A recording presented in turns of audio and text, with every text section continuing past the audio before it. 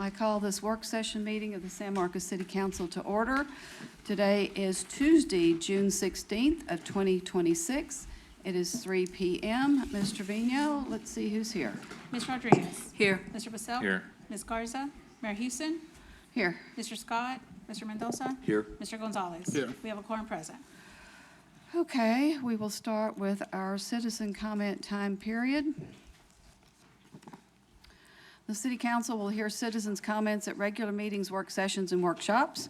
There is a sign-up process to speak during citizen comment, public hearing, or Q&A.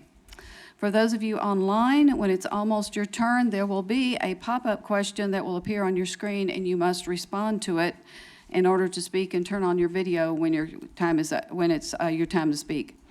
Speakers may speak once during the citizen comment time period and may not yield time to others. If you speak now, oh, never mind, that's public hearings.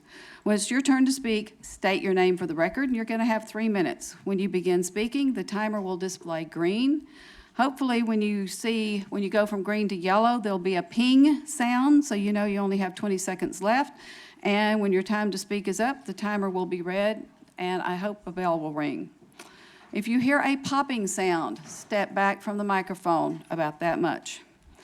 The mayor and council will endeavor to ensure that meetings are conducted in a courteous manner and in an atmosphere free of defamation, intimidation, personal insults, profanity, or threats of violence. If you do any of those, you'll hear the gavel, and I will ask you to leave the chambers. This is your warning. We have 19 people who have signed up. I'm going to call your names 5 at a time if you would be ready to speak. The first 5 in this order will be Jean Baggett, Dwayne Bradley, Lisa Pruitt, Amy Meeks, and Camille Phillips. Jean Baggett, you are first. Remember, even though I have just said your name, we want your name and your voice, so always identify yourself. Okay. My name is Jean Baggett, and I am with the Downtown Association of San Marcos, also known as DASM. Okay. DASM is a member of the steering committee that met several times to discuss different locations for a city hall. The needs for this growing city has become more expansive than the current location allows. As you know, numerous departments are spread throughout the city. Even if they were close, there is not adequate space for them to meet at the present location. There were two options presented with no decisions made and issues found with both of them.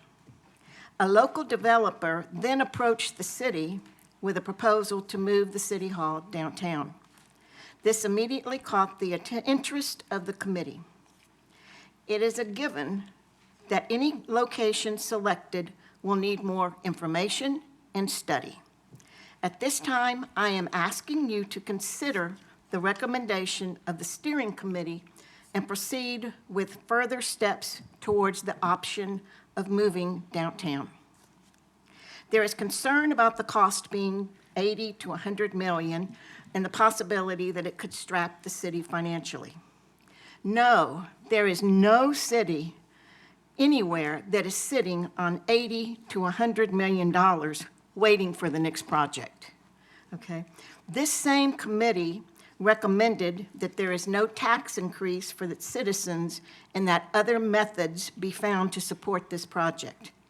And many of you have already heard some of these financial options that are out there. Numerous cities have prospered by having the city hall downtown. Among them are Bernie, New Braunfels, Fredericksburg, and Austin. All of these cities have become destination sites. A new city hall downtown not only adds vitality, but interest and development. The DASM board met, and all the members agreed that we support going forward with the possibility of a downtown city hall. The idea of a new city hall has been talked about for numerous years, and for at least the last 10 years, it's always been downtown being considered. It's time, let's make it happen. Thank you. Our next speaker is Dwayne Bradley. Hi, I'm Dwayne Bradley, and I own the Davenport Lounge. And I'm representing a business organization called South Square Collective, which includes the Davenport Industry, Gus's, Patio Dochetta, 666 Coffee Shop, and Rogelio's Restaurant. We're all in favor of the downtown move because we think it'll drive business and modernize the downtown, which would enhance our businesses. Thank you. Okay. Next speaker is Lisa Pruitt. Good afternoon, Council. We're being told the only way to build this $100 million complex without increasing property taxes is to enter into a public-private partnership. But the truth is, no matter how it's financed, the citizens of San Marcos will pay for this one way or the other. Public-private partnership becomes a line item on a budget that the voters don't get an opportunity to vote on or have much input. A private-public partnership includes for-profit expenses that will increase the project costs. It allows private sector joint control over multiple aspects of a public project. Mostly a project we won't own for at least 40 years and will have to pay a lease for our own city hall. We are told the city has $13 million to cover the lease for 5 to 6 years, and after that, no hard plan is in place. Yet today, you're possibly giving direction on this. One option we are told to cover the rest of the $87 million is through monetizing properties we already own. What does that actually mean? Sell properties or be forced into another public-private partnership on the land across the street that we already do own? Does this mean we sell these lands? Last week, our assistant city manager spoke at a town hall and stated that the city had to remove 27 staff positions this year to save $2 million. After 5 years and the $13 million runs out, will we be forced to remove more staff positions to pay for this or remove programs much needed for infrastructure or social services that we're already running short of? Will we then be forced to raise property tax rates like last year to meet basic needs and emergency services that keep our community safe? Or will it then go out for a bond election when most of you will probably have moved on to bigger and greater things and you won't have to answer to this directly? Our city's at a $416 million bond debt. Started off the year at $4 million deficit, now $1.5 million deficit. Our city manager explained very clearly at the budget open house last week that we're very unique and we have so much property off the tax roll. We have Texas State, Gary Job Corps, floodplain, the basic city and school buildings. Why would we even consider taking more land off the tax roll downtown? Sales tax revenue and property tax aren't keeping up with the city expenses as is. So why would we not just build exactly what we need on the land that we own and let the private market build the economy up downtown? Parking garage close to the river, 6 stories, using a TERS that there is $4 million in, and to pay the future expenses through expanding those boundaries down to the highway, isn't that just taking more money out of the general fund and putting it into parking garage that would have 600 parking space capacity where 370 would be city staff? Would the other ones be full people trying to do business at City Hall, come to civic meetings and engagements and have to pay parking to do so? And let's be fair. Steering committee was appointed 18 months ago, and only 5 weeks ago voted to add the downtown to the mix. There has been nothing on city website until last week about the City Hall, and never an agenda meeting listed, times, or minutes for the steering committee. Your So how time would is anybody in the up. public have known? Please use land we already own. And everyone who follows speaking, again, if you hear that popping sound, please back up from the microphone just a little bit. Our next speaker is Amy Meeks.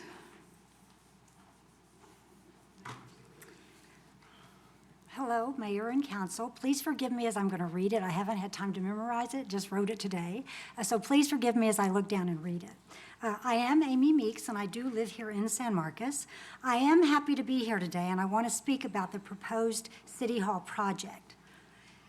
San Marcos is not a wealthy community. We have an affordable housing problem. Some would even say a crisis. Many in our community struggle to pay their monthly bills. The large majority of our school children qualify for free breakfast and free lunch. As a city, we cannot afford the number of police that our community needs. As a city, we cannot afford the social service programs that our community needs. Yet, our city has signed a contract to buy things we don't need. They may be things we want, They may be things we wish that we could have, but they are definitely things that we can live without. The contract for the new City Hall lists 4 project goals, 3 of which I believe we do not need. We do not need a potential public-private partnership for the redevelopment of land the City Hall complex is currently on. We do not need corridor improvements along Hopkins Street. We do not need improvements to the Civic Corridor on the north side of Hopkins Street. All we really need at this moment in time is a new City Hall.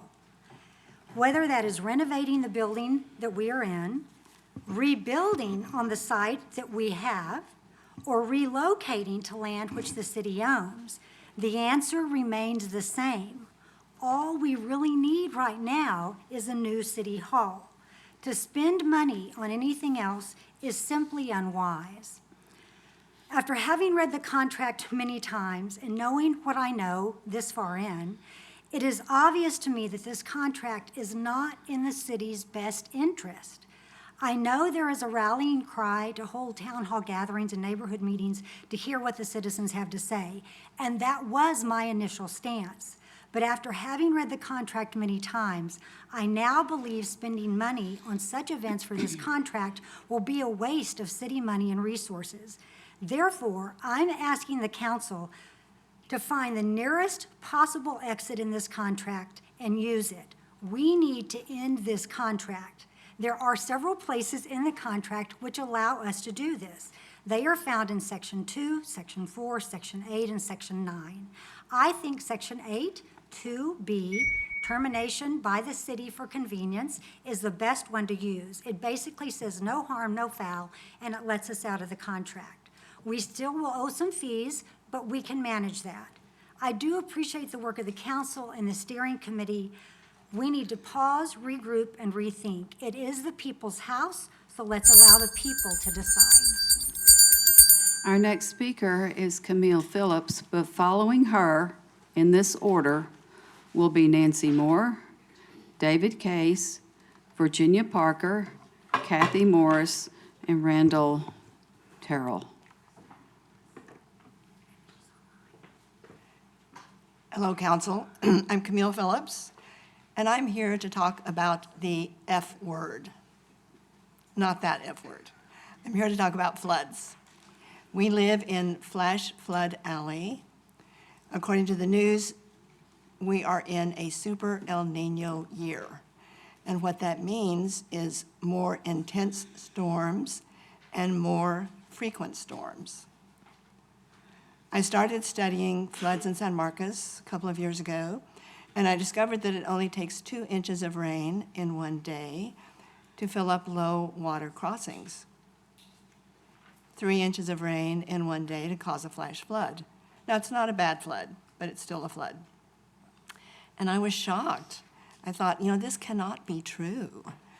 So I called Mike Jones, the Hays County Emergency Manager, and he said, "You got it, Camille." So then I thought, well, how can I protect people? So I thought of smoke detectors. We all have these, right, in our homes. These have been extremely successful over the last 40 years. And I invented a flood warning device. And I brought 3 examples with me. Here's a little one, under $5. Here's a bigger one, a little more than $5. And this one is over 20. And a person makes a flood warning device by buying a rain gauge. Then they go to the 2-inch line and they mark it with yellow, like a yellow traffic light. And that means be careful. Low water crossings are full.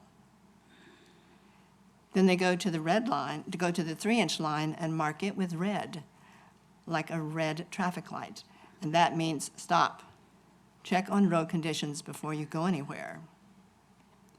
And if you have 3 inches of rain in your flood warning device and it is still raining, stay where you are if you are safe where you are. If not, find a safe place on high ground. I sent this information to the city more than a year ago. I have a handout, and the city has a current copy. I ask you to include this handout in the utility bills. It's black and white. It's got the instructions for the flood warning device on one side, and it has websites and phone numbers on the back. We would like to protect our people from floods, and a flood warning device at every home is one way to do it. Thank you. Our next speaker is Nancy Moore.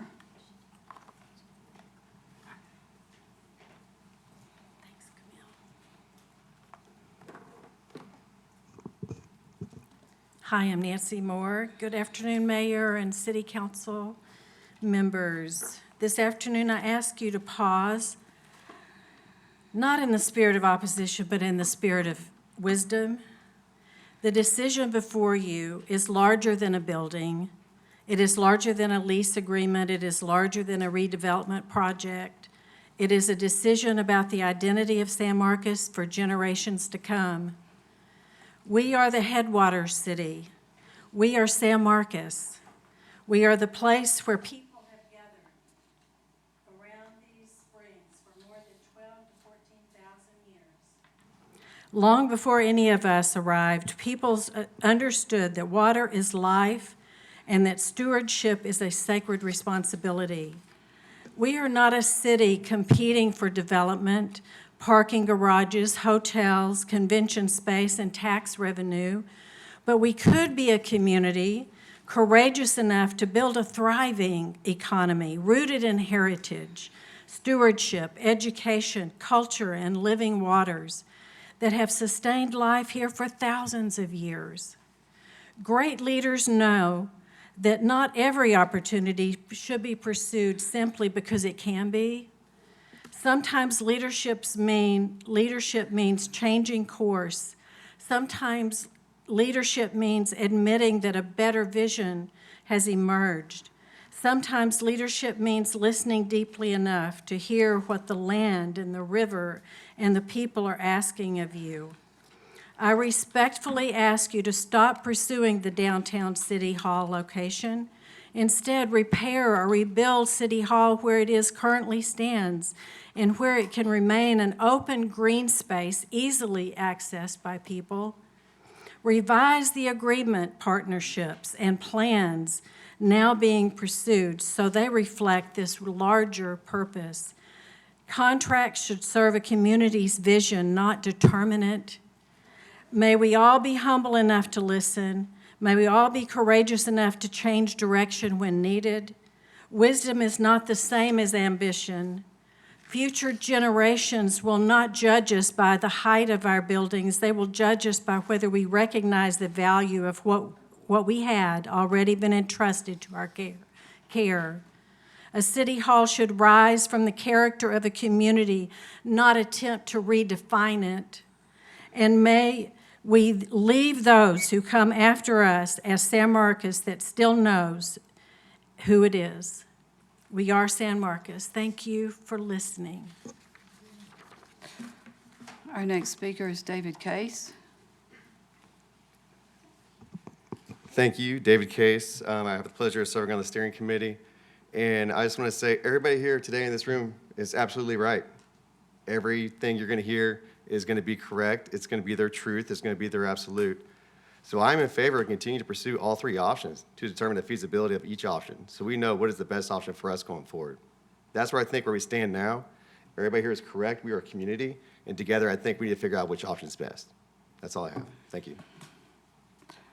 Our next speaker is Virginia Parker. Thank you. Good afternoon, Council and Mayor. I'm Virginia Parker with the San Marcos River Foundation, and I wanted to speak to y'all about the future City Hall. I do sit on the committee, and I've had the benefit of knowing quite a few more details than the general public about the opportunities of the different locations that we've been discussing. And I appreciate all the effort that staff has put into each location. I know there's a lot of work behind the scenes. That said, I think that there are a lot of people in the community with questions about environmental risks and processes, financial burden versus opportunities, how are we going to pay for this?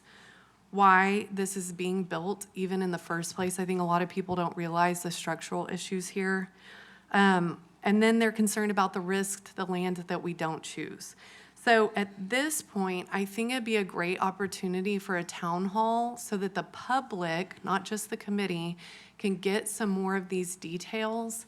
From Smurf's perspective, I did vote yes to looking into the downtown location further, and this is why. We've been very concerned about both locations along Hopkins. Both of them are floodplain. The county and the city need to quit building in the floodplain, full stop. We've got the firehouse north of town in the floodplain, activity center and the library, floodplain, with floodway behind them along the railroad tracks. The county center that's huge in the floodplain. So no more building in the floodplain. So out of the 3 locations presented, downtown's the only one out of the floodplain. And you might recall that in 2019, Smurf was really against the rezoning of CM Allen to CD5 along that edge because the water table there is so shallow. So it's a little confusing that we're like, downtown's better than Hopkins. We won the battle closer to Purgatory, but up by Hopkins, it's gonna be CD5. So, tall buildings require larger, deeper piers to be built down into the ground, possibly affecting the shallow water table. For this reason, if there was a 4th location farther away from the river and out of the floodplain, that would be the most ideal situation from where we're sitting. However, if downtown is the ultimate location, we'd like the taller, more substantial buildings built farthest away from CM Allen as possible. We'd like for some of the parking along the river, the impervious cover, to be removed, knowing that there's gonna be a parking garage that river users can utilize. And I'm sorry. Time is up. Town hall, thanks. Our next speaker is Kathy Morris here. Have not seen her. Okay, I'll check back. It is now your turn. Good afternoon, folks. I apologize for my sweaty appearance. It's a long, hot walk to get here from where I started. My name is Randall Terrell. You've seen me a couple of times before. I am not necessarily against a downtown location for a city hall. I have concerns. But those are not relevant at this point in time because no final decision has apparently been made. I will tell you that I'm against this contract, and I'm against the process, that I'm disturbed by the process so far as I've seen it from getting here. And I'm leaning toward the idea that I'm actually against the developer in this case. So far, I've been told that the consultants have been paid $1.4 million for the work that's been done so far. I don't know. I asked for all payments to consultants in an Open Records Act request. I got a response. And neither of the consultants that are involved in this process, none of those payments were reported to me in response to that Open Records request. I filed another one seeking those. I'd like to tell you that the money has been well spent. I filed an Open Records request for the communications to and from and between the steering committee members. Now, that was fairly recent, so there's not necessarily time to get everything back, but I have not received any of those documents yet. Minutes, votes, presentations. But I'll also tell you that I was told that I was not going to get the communications from the steering committee members because they largely used their own private email. Now, the Open Records Public Information Act requires that people who do government business on their own private email have an obligation to preserve and turn over those emails in response to an Open Records request. And so I'm interested to see what I get from that. So far, I've been told that the steering committee has had 4 meetings, but I'd like to refer that as only 4 meetings. 4 meetings over 18 months while a developer has spent $1.4 million, or 2 developers have spent $1.4 million. And I'm not quite sure how yet. I've seen some proposals, but those are pretty slapdash. I'd like to see more before we commit to even spending more. The contract itself is one of the most unaccountable, one-sided, and open-ended contracts I've ever seen a government agency enter into. There is no top end on what can be spent. This is the Dick Cheney of all proposals. I don't know if y'all are old enough. Dick Cheney was asked by George W. Bush to help him pick a vice president back in 2000 during the election. And Cheney came back after a few weeks of struggle and said, "Pick me." And I feel like that's what the developer has done in this case. Go out there, look at all the options, and decide that they would create one for the city to pick and pay them more money. So I'm not in favor of this. Please open it up for more input and consideration. Thank you. Okay, and where was the music coming from? Have we fixed that? Thank you.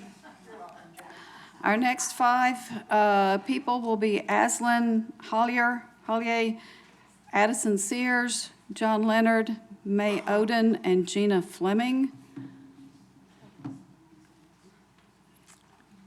Yes. Right. Okay. Good afternoon. I am Aslan Hollier. I'm here about the City Hall. First, I'm grateful to be here. I want to acknowledge that it is a Tuesday afternoon. People most affected by this decision cannot be in this room right now. They're working, picking up their kids, holding families together. So I'm here for them too. And I want to be honest about something. Recently, there was a move to limit public comment to 1 minute at council meetings. 1 minute on matters that affect people's lives, their taxes, their city. It raises a red flag for me, and now we're here potentially giving direction on a $100 million project without a single public town hall beforehand. So I have to ask, do we actually want the public input or just the appearance of it? Because working citizens cannot be expected to track every single council agenda. That's exactly why you hold town halls in good faith, with real notice, enough time for people to understand the issues, form opinions, and actually be heard. You don't count on busy people being too distracted to notice. That's not civic engagement. That's an runaround. It's hard to get people here when roads have to have better designs for safety, sidewalks, bike lanes, public transit. Having a city town hall downtown doesn't seem like it helps any of that, which to me, those things seem more important. I also want to say that this isn't really about us. Many of us in this room will not be able to fully enjoy everything that gets built here.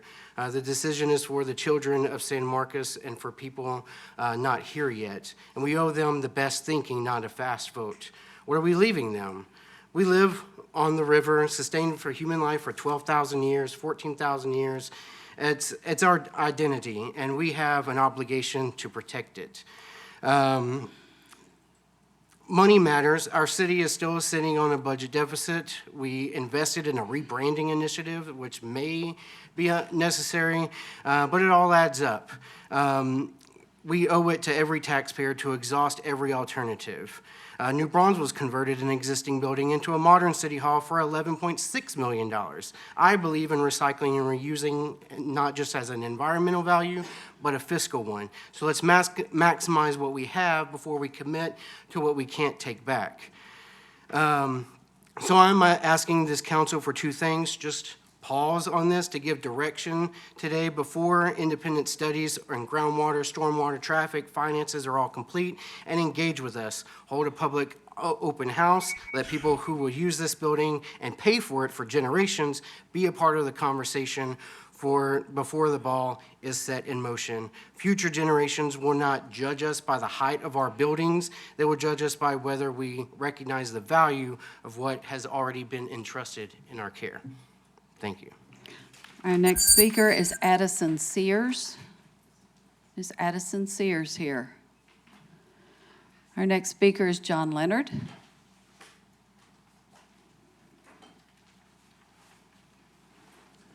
Good afternoon. I am and continue to be John Leonard.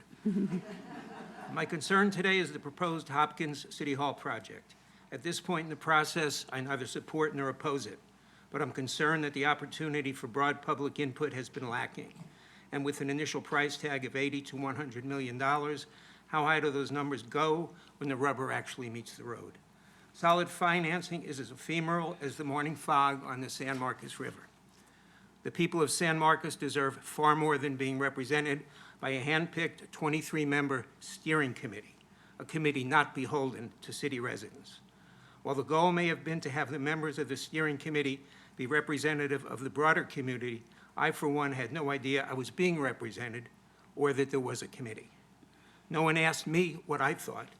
Where was the reach out? And from what I've seen, aspects of the funding mechanism are, to use a professional economics term, iffy at best.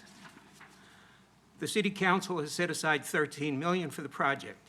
Tax Increment Reinvestment Zone 5 has $4 million in reserves. That leaves a funding deficit of anywhere from $63 million to $83 million. And TIR's growth projections are not encouraging, dropping from an average 11.5% from 2014 through 2025 to only 2.1% from 2025 through 2046. Let's get real here. Nothing about this project is free. The money we'll be paying the developer will include actual construction and maintenance costs, interest on construction loans, administrative costs, not to mention the built-in profit on every move the developer makes over the next 40 years. And what happens if Upward Communities goes kaput over the 40-year life of the deal? Who picks up the pieces? Can you say pig in a poke? There's a lot to talk about here. Wider public engagement is a must. It's good that a self-organized group of city residents got together last week to share much-needed information about this project. That seems to have kickstarted some needed transparency on the part of the city. I welcome the promise of wider public engagement, including community meetings. And I emphasize the plural here, meetings, as well as stakeholder conversations. Let's stop, take a deep breath, and think about this. San Marcos City Hall is the people's house, not the pet project of a small handful of elected officials and their handpicked committee.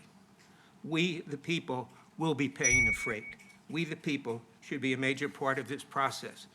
It's up to this council to fix that. Thank you. Our next speaker is May Oden.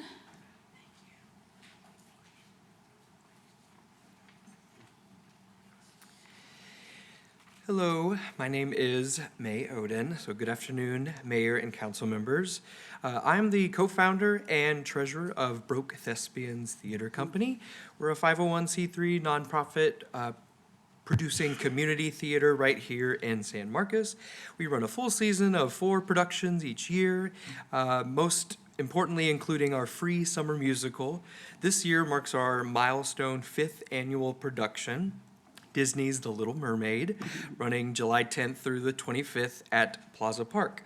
I'm here today regarding the Hopkins City Center update, specifically at the potential downtown City Hall site. Most importantly, for the building found on 101 South Edward Gary Street. Right now, a little background for Broke Thespians. Our season runs out of the Maurice T. Suttles VFW, post 3413. And while we are incredibly grateful for that space, what we have discovered is that San Marcos doesn't really have a dedicated, affordable indoor venue built specifically for performing arts. Broke Thespians has spent 5 years, actually 6 years, proving there's real demand for accessible theater in the city. We produce 4 shows a year, including free programming throughout the year, partnering with the library, families packing the lawn at Plaza Park, and then volunteers and student performers within Texas State and San Marcos CISD, building something from nothing every season.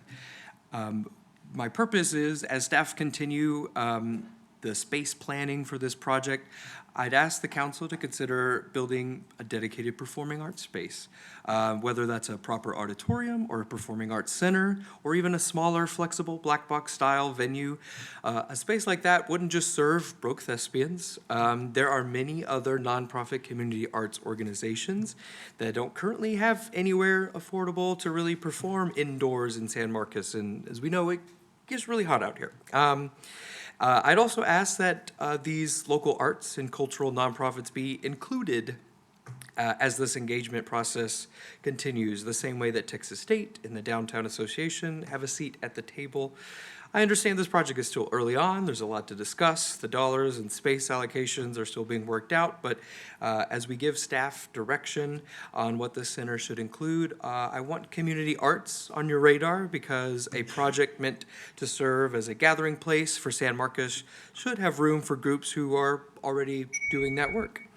So thank you for your time and considering the arts as part of San Marcos' future downtown. I'd welcome the chance to talk further. Again, my name is May Oden of Broke Thespians Theater Company. Thank you. After Gina Fleming will be Miguel Arredondo, Abigail Mason, and Sam Young.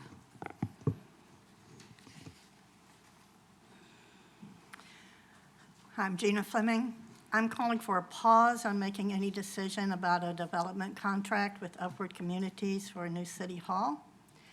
The downtown location poses environmental risks. As Virginia mentioned, we need water studies done on the water table in this area. The water table close to a river is known to rise and fall with the water level of the river, which can cause construction challenges for the 5- and 6-story buildings planned by the city that would require deeper infrastructure due to their height and weight.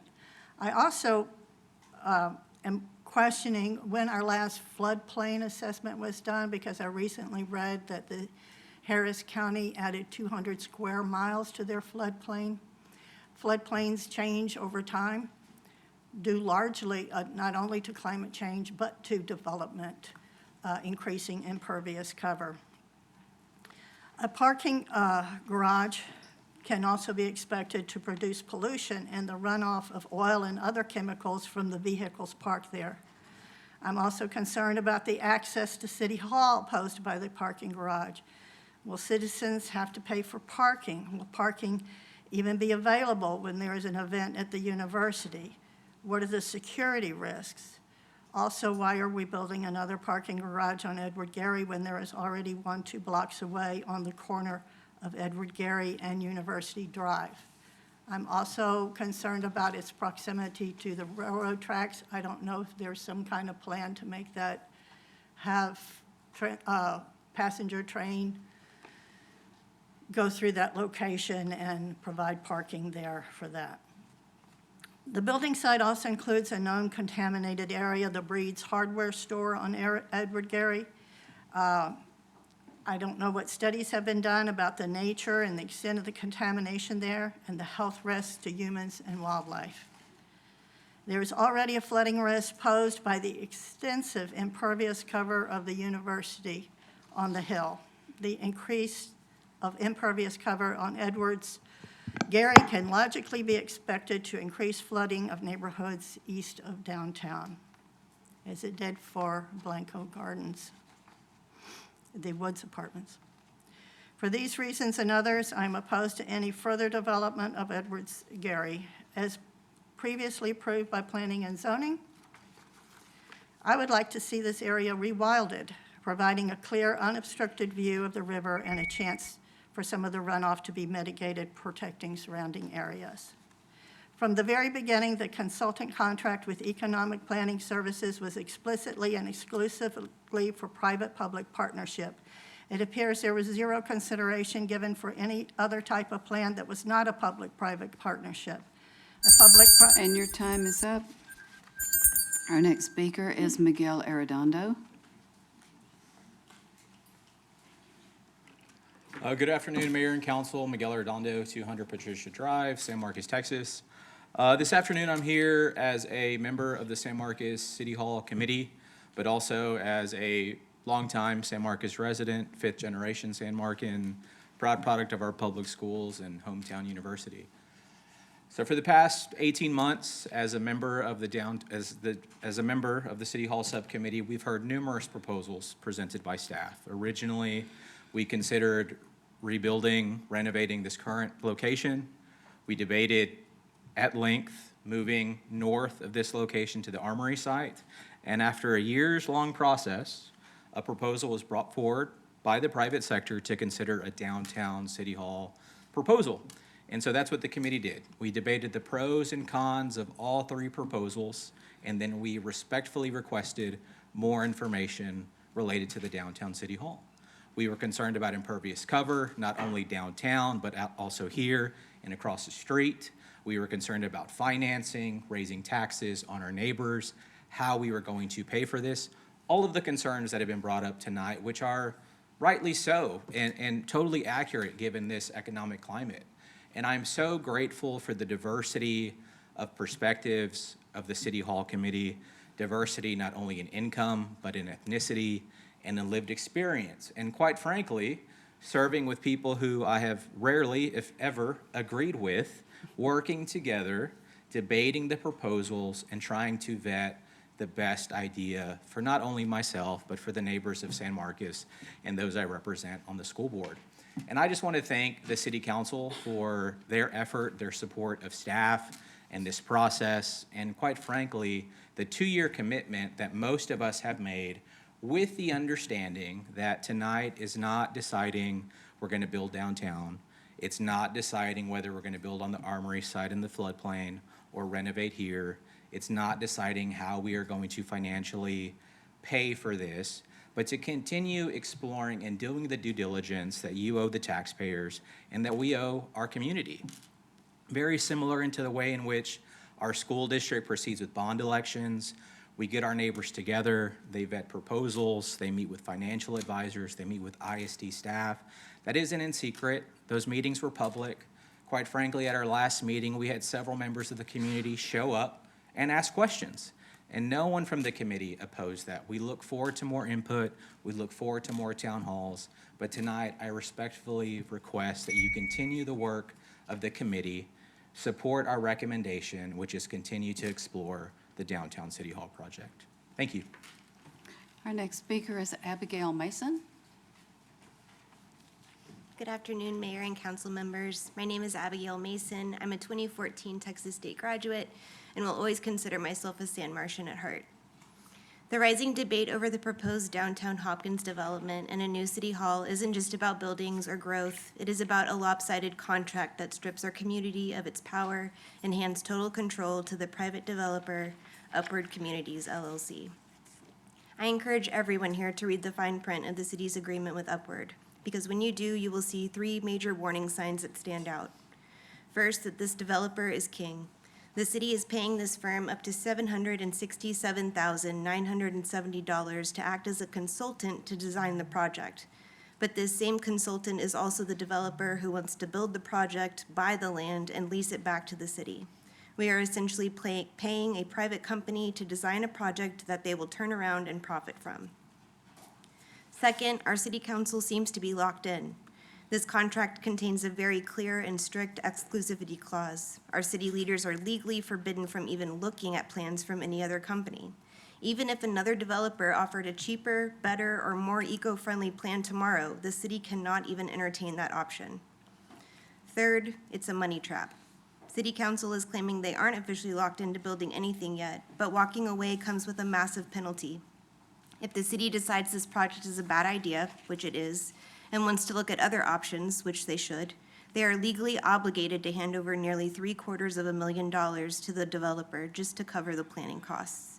This is a financial trap designed to force the city to say yes.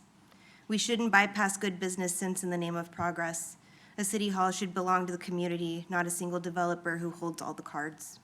Before making decisions we can never take back, the city council needs to pause this project and order truly independent and unbiased studies on traffic, finances, the environment, all conducted by experts who don't stand to make millions from this final vote.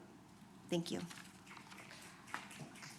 Our last speaker would be Sam Young. Is Sam Young here? I haven't seen him.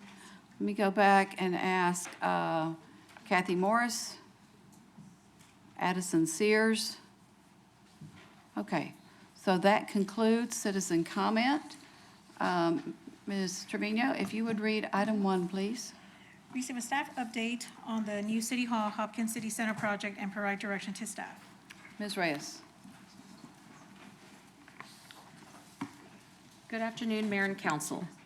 Today's work session is intended to provide an update on the Hopkins City Center new City Hall project and discuss the next step in the evaluation process.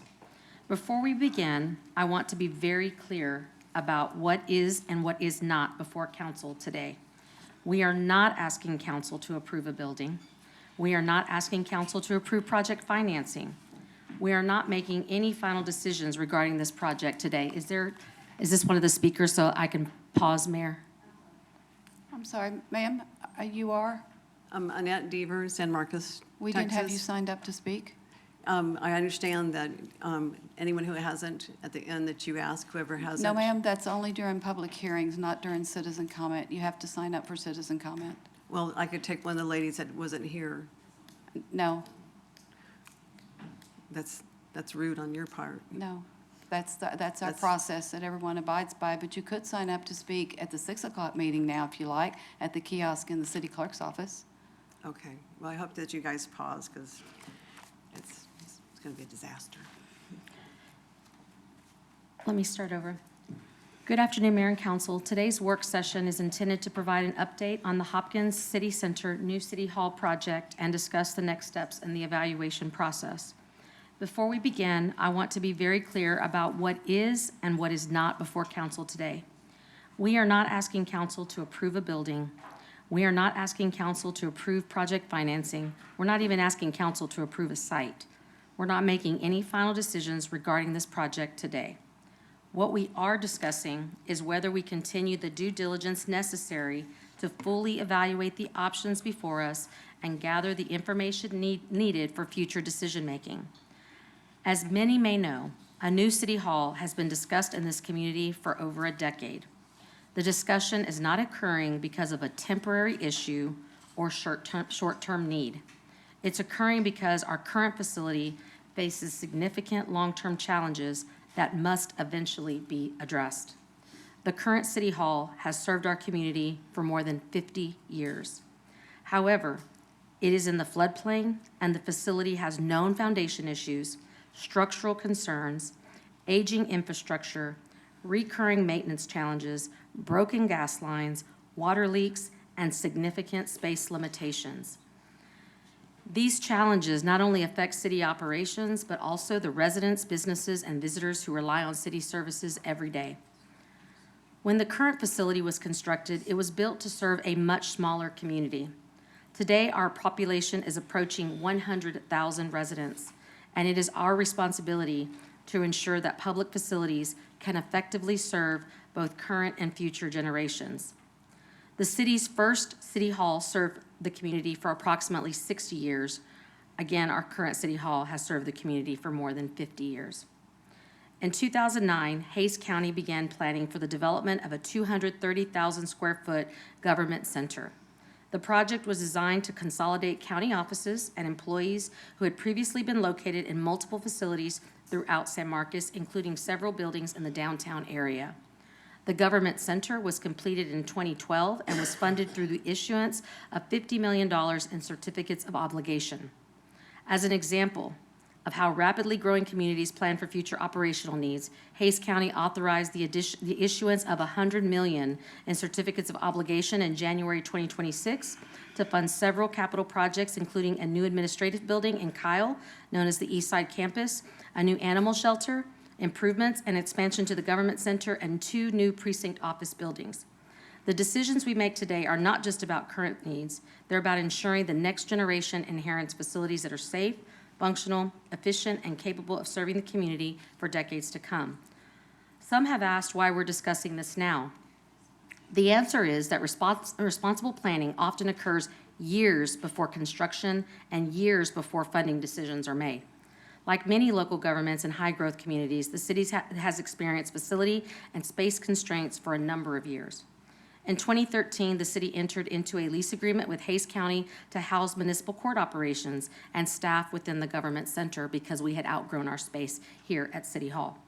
As the county's operational needs evolved over time, the city began planning for the future relocation of municipal court operations and staff. As part of that effort, the city evaluated a wide variety of options to identify space that would accommodate municipal court operations and provide sufficient room for future needs. Following an extensive search, approximately 11,000 square feet of leased space was identified at 350 Barnes Street. In November 2024, the City Council authorized the lease agreement, as well as funding for tenant improvements and furnishings necessary to support municipal court operations. The new facility provides dedicated space for court functions and associated staff and represents an annual occupancy cost of more than $300,000. Waiting until a facility reaches a crisis point limits options and typically increases costs. Evaluating options today is responsible and allows for more input, flexibility, and proactivity. Since more serious discussions began approximately 3.5 years ago, the conversation has been about how we can address a legitimate facility need while also evaluating opportunities to improve connectivity between our civic assets, strengthen public spaces and gateways, enhance access to the river corridor, and create long-term community value. Through this process, staff, the steering committee, and council have intentionally evaluated multiple options rather than pursuing a predetermined outcome. Last spring, council and the steering committee reviewed 2 city-owned site options, one at the current City Hall location and one on the north side of Hopkins where the Armory used to be located. Following those discussions, both the steering committee and the council expressed a slight preference for further evaluating the site north of Hopkins.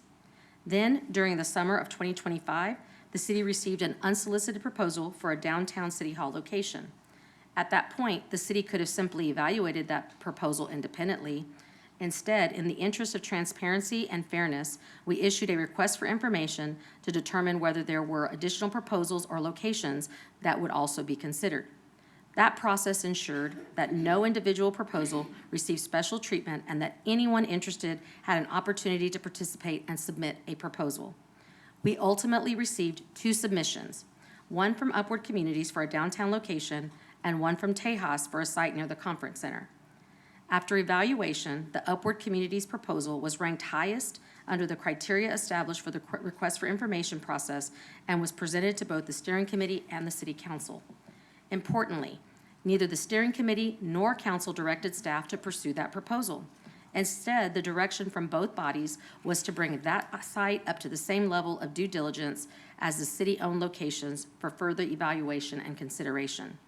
That direction reflects the core principle that has guided this process from the beginning, that all viable options should be evaluated using the same standards, the same level of analysis, and the same degree of scrutiny. Upward hired Color Space to put together the high-level concepts that you will see before you today and the committee considered when making its recommendation for the downtown site. Our responsibility as staff is to ensure that council and community have the information necessary to make informed decisions. Over the last several years, the city has invested resources into planning, analysis, and professional consulting services. Some members of the public have understandably asked why these investments were necessary. The answer is simple. Responsible decision-making requires facts, analysis, and independent expertise, and that takes some level of initial financial investment. The approximately $640,000 that's been invested to date, I don't know where the numbers are coming from. That may be what the not-to-exceed amount, but we have not spent but $640,000 to date. And that has been spent, that hasn't been spent selecting a site or committing to a project. It was spent ensuring that the council and the community have the information necessary to evaluate options objectively. We had to have the information put together so that we could actually know what to present. We recognize that every dollar spent on planning and analysis is a taxpayer dollar. That is precisely why we believe it's important to conduct this work before decisions are made.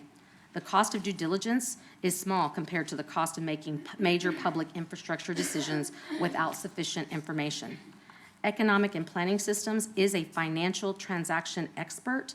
They worked most notably on the Mueller development in Austin, and they were hired to focus on financial analysis, development feasibility, and protecting the city's financial interest.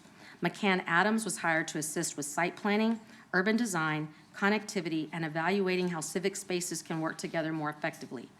Friesen Nichols was hired to assist with public engagement, planning, and ensuring meaningful opportunities for community participation.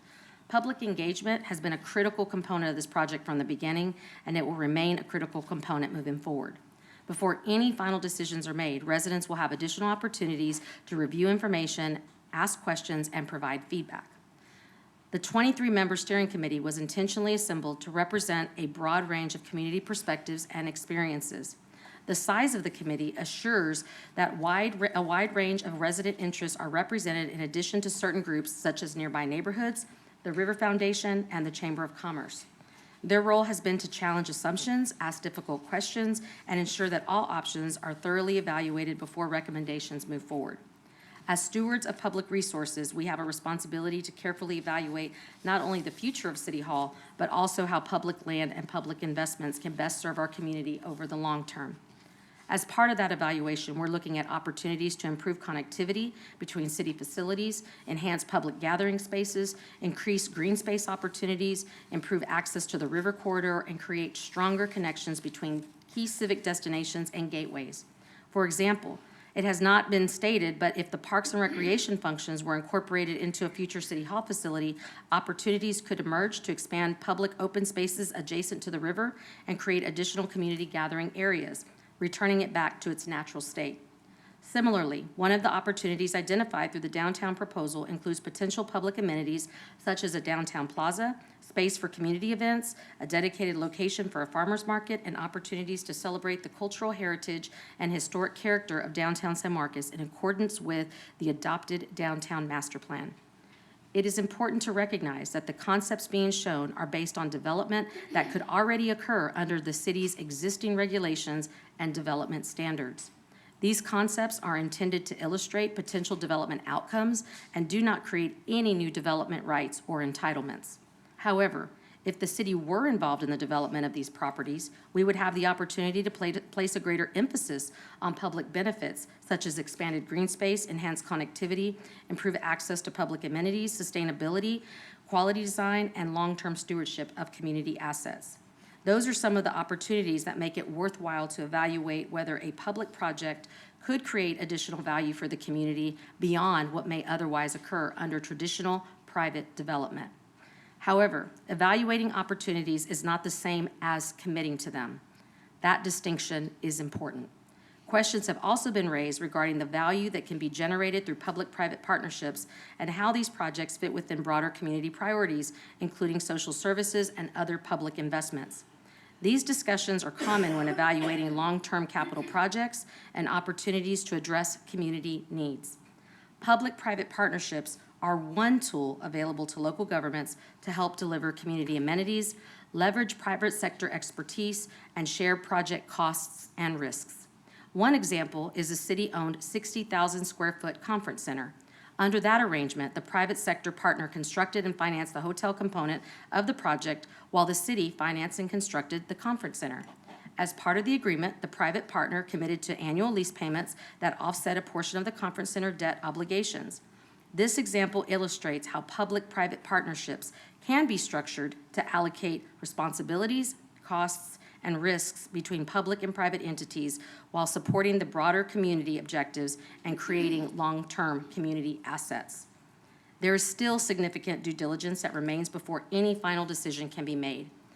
Additional financial analysis is necessary to evaluate long-term funding strategies and ensure that any future project is financially sustainable.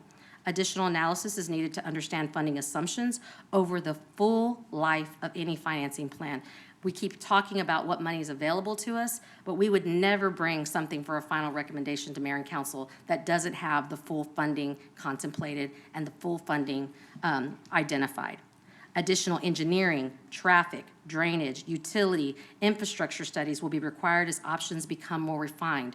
It is a waste of money for us to go and spend to look at all three sites if all three sites are not going to be on the table. So we have to figure out which options we want to continue with before these things can be done. It doesn't mean they're not going to be done. They will. It's the timing of them. Some of the studies cannot occur until there is greater clarity regarding the specific site or sites that remain under consideration. In other words, we have reached the point in the process where additional information requires additional refinement. The next phase of due diligence is intended to answer questions that simply cannot be answered at this conceptual stage that we're at. That is why today's discussion is focused on process rather than conclusions. We will continue asking difficult questions. We will continue testing assumptions. We'll continue evaluating risks and opportunities. But most importantly, we will continue ensuring that any recommendation brought forward is supported by data analysis and community input. I also want to address several concerns that have surfaced throughout the public discussion. This project is not being advanced at the expense of basic city services. We've remained committed to investing in roads, utilities, public safety, parks, and other core services our residents expect. The library, activity center, and skate park are not being considered for privatization or sale. Specifically, we're not looking to move any of these amenities. If existing amenities are impacted by future plans, our goal is to maintain or improve those amenities for the community. Likewise, if relocation of the dog park is necessary, our objective would be to improve the amenity rather than diminish it. Any future facility would also be designed to reflect sustainability principles, operational efficiency, and responsible stewardship of taxpayer resources. Historically, major public infrastructure projects have been financed over time, and any future City Hall project would be evaluated using the same fiscally responsible approach. However, I want to emphasize that no funding strategy has been approved and no project will move forward without a clear plan demonstrating how it can be fully funded. We will never bring a final recommendation to council, as I said, that does not address the complete financial picture. Continuing due diligence today does not predetermine the decisions of tomorrow. While none of us can predict future economic conditions with certainty, we do know that delaying planning does not eliminate current or future needs. The facility challenges we face today will still exist tomorrow. We also know that construction costs have increased significantly over the last several years, and historically, the cost of major public infrastructure projects tend to increase over time rather than decrease. That reality is not intended to suggest urgency toward a decision today. Rather, it underscores the importance of planning ahead, understanding our options, and ensuring we are prepared when future decisions need to be made. Responsible planning is not about rushing decisions. It's about avoiding situations where decisions must be made under pressure with limited options then available. Responsible government requires us to understand our options, prepare for the future, and make decisions based on facts rather than assumptions and misinformation. Ultimately, the question before us today is not whether a new city hall should be built. It is not whether a specific site should be selected. It is not whether financing should be approved. The question before us today is whether we continue gathering the information necessary to make informed decisions in the future. That is the purpose of today's discussion. It's about transparency, it's about stewardship, it's also about doing our homework before decisions are made. And it's about ensuring that when decisions ultimately come before council, you are informed by data, community input, financial analysis, and a complete understanding of the opportunities and challenges before us. Again, I'll say it, evaluating opportunities is not the same as committing to them. Due diligence is not a decision. It is the process that allows future decisions to be made responsibly. I want to thank the steering committee for your work thus far. We appreciate your time and serious consideration about this important project.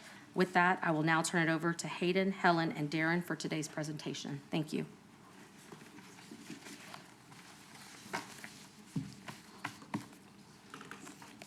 Thank you, City Manager. Hayden Meagle, Director of Administrative Services. I told her it was going to be tough to follow that. Let's see. All right, there we go. So I'll start out by going over the afternoon's agenda for this presentation. We're going to start off with a project status update.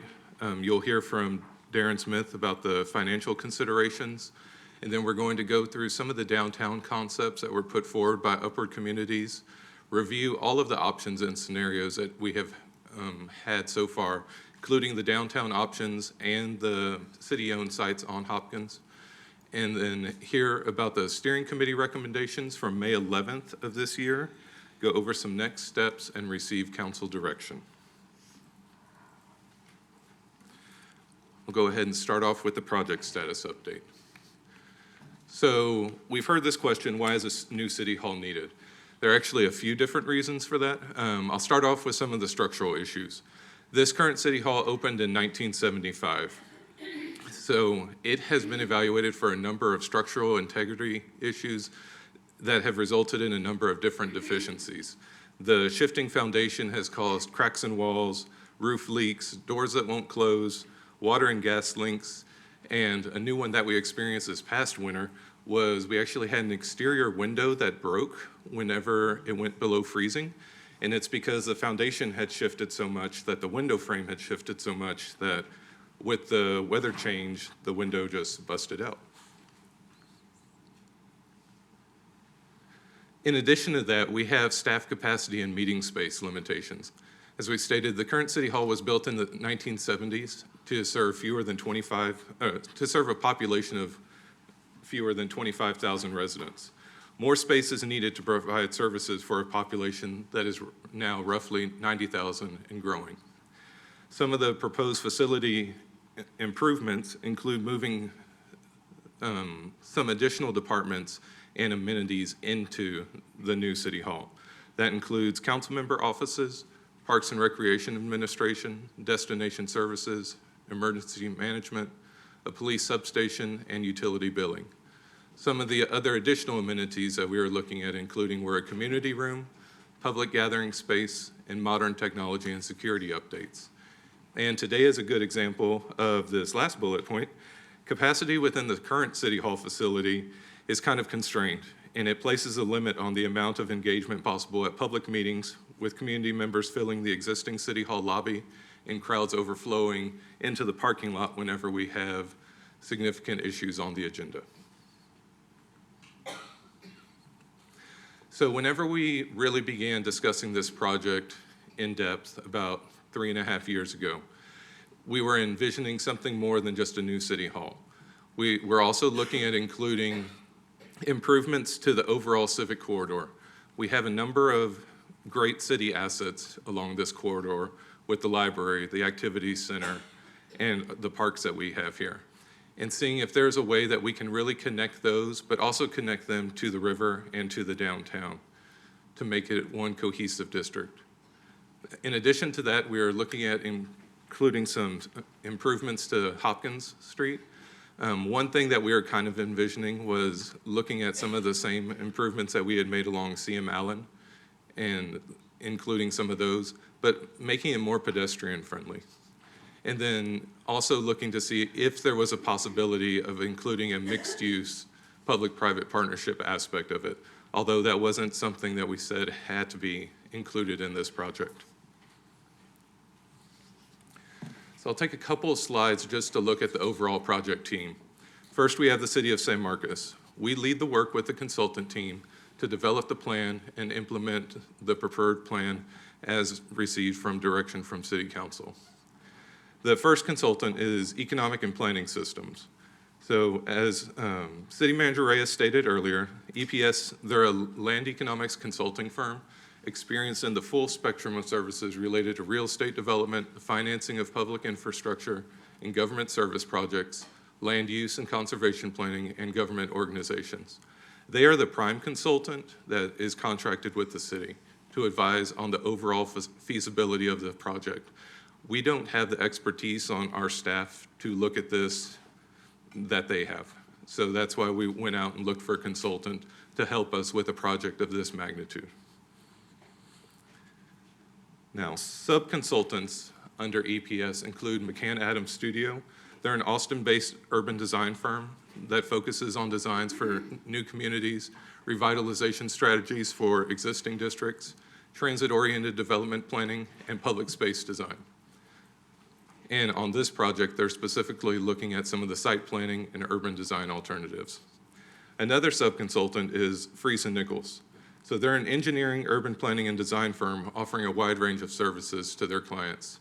They're looking at some of the site assessments for this, but they are also tasked with running some of the public outreach and providing some additional technical expertise.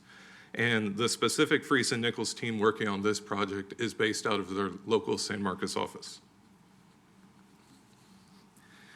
And the final one on the team is kind of separate from the consultant team, but is the developer. So Upward Communities is a Texas-based real estate developer that is partnering with public sector employers to design and build affordable workforce housing and other community-serving facilities.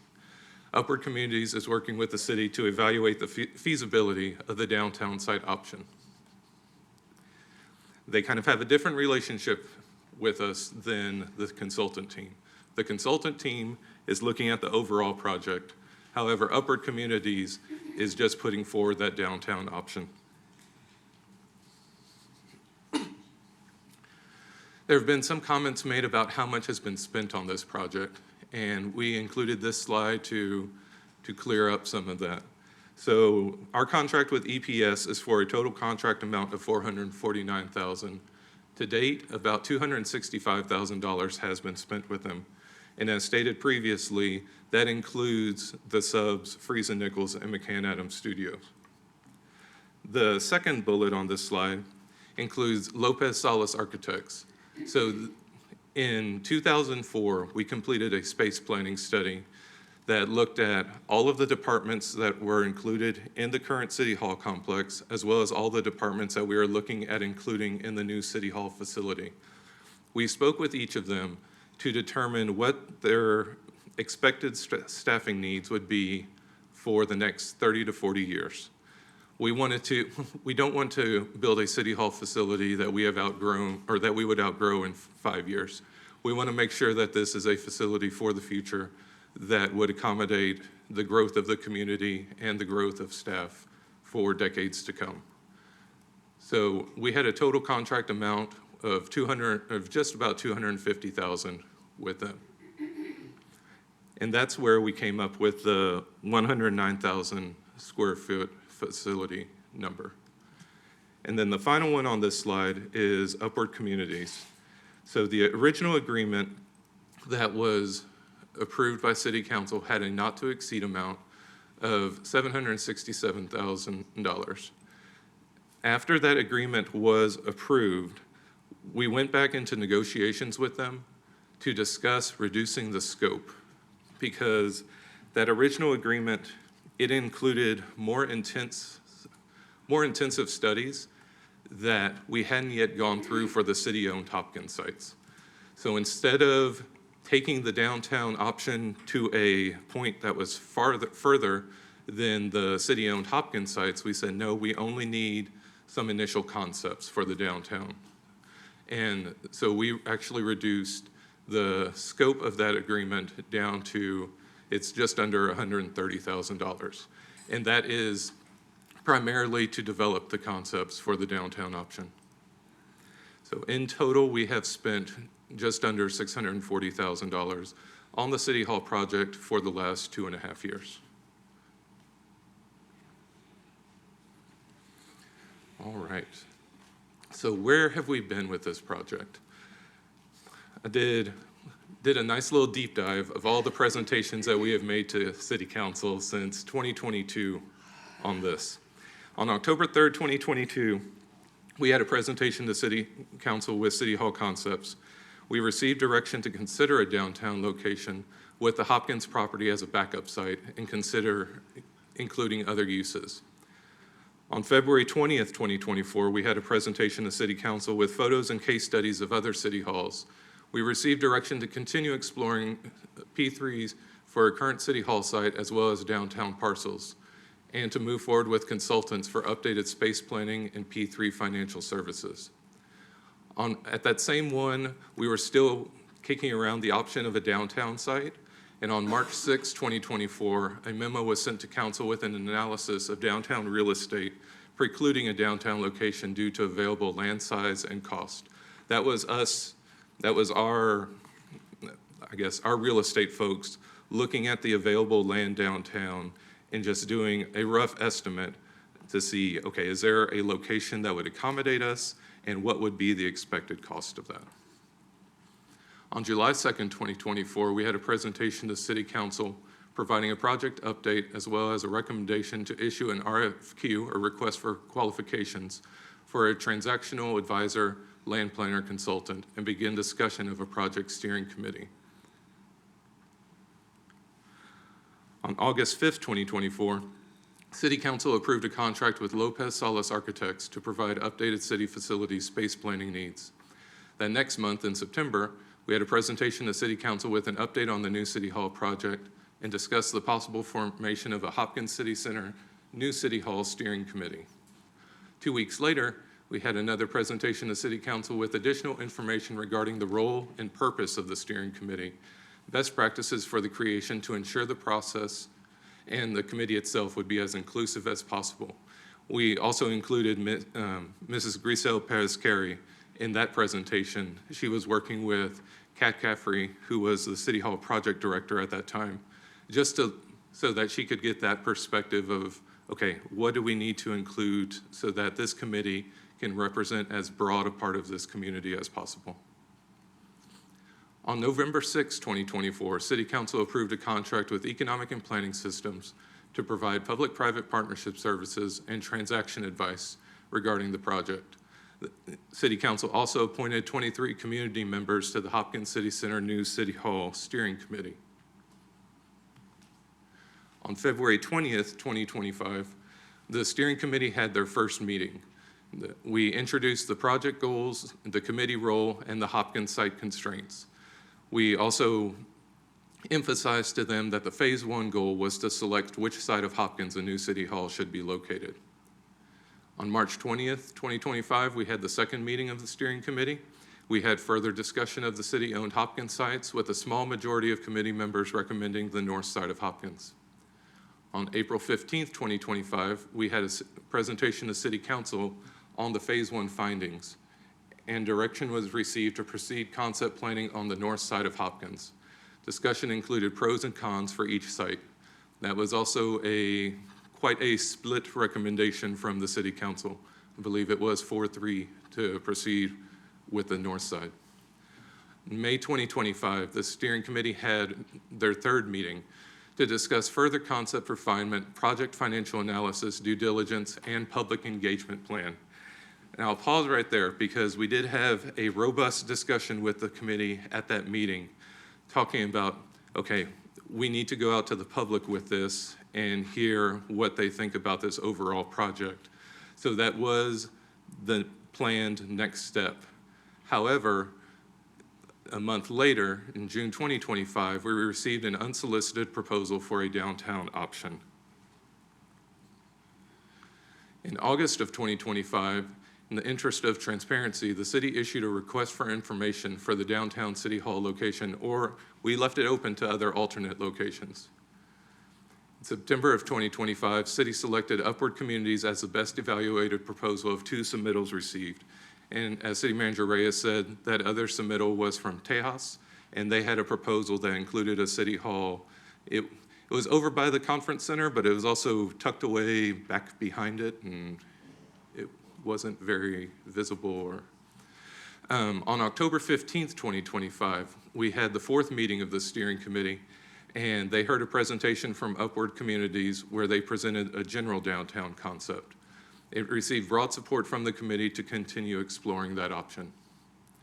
On October 21st, 2025, City Council received that same presentation from Upward Communities on that general downtown concept, and Council approved a conceptual planning agreement for a not-to-exceed amount of $767,000. As stated earlier, after scope refinement, we brought that cost down to about $130,000. From October 2025 to May of 2026, the city and the EPS team have been working with Upward Communities on due diligence around financing and downtown option design concepts.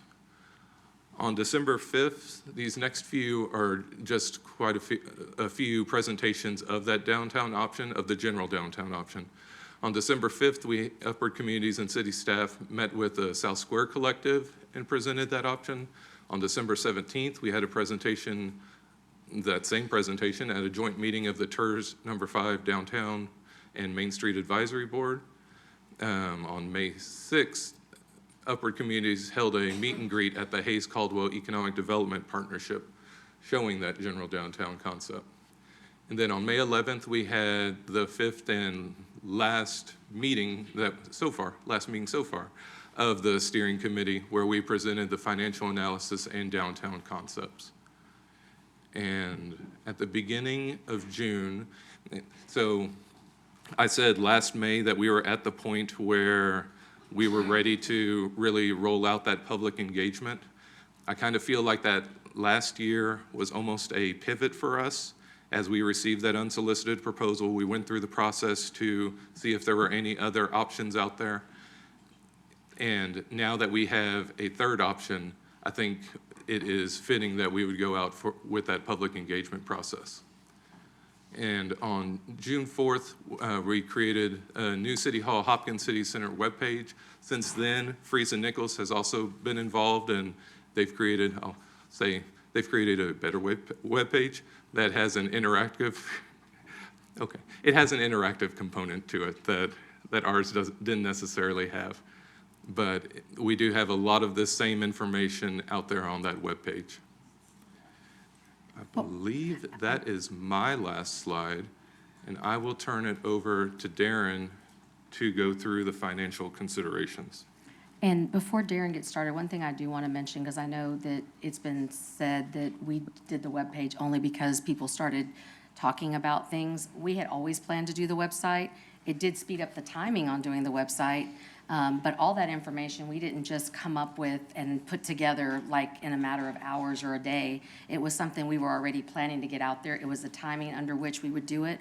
And because there was a lot of information, a lot of interest in this, we did go ahead and get that out sooner than we had anticipated, but it wasn't done directly in response to some of the concerns we were hearing. I have a clarifying question. I do not see the city's website. Is it still live? So Because if you- when I look it up, it says, oops, this page does not exist. I just You pulled it up. You need to clear your cache.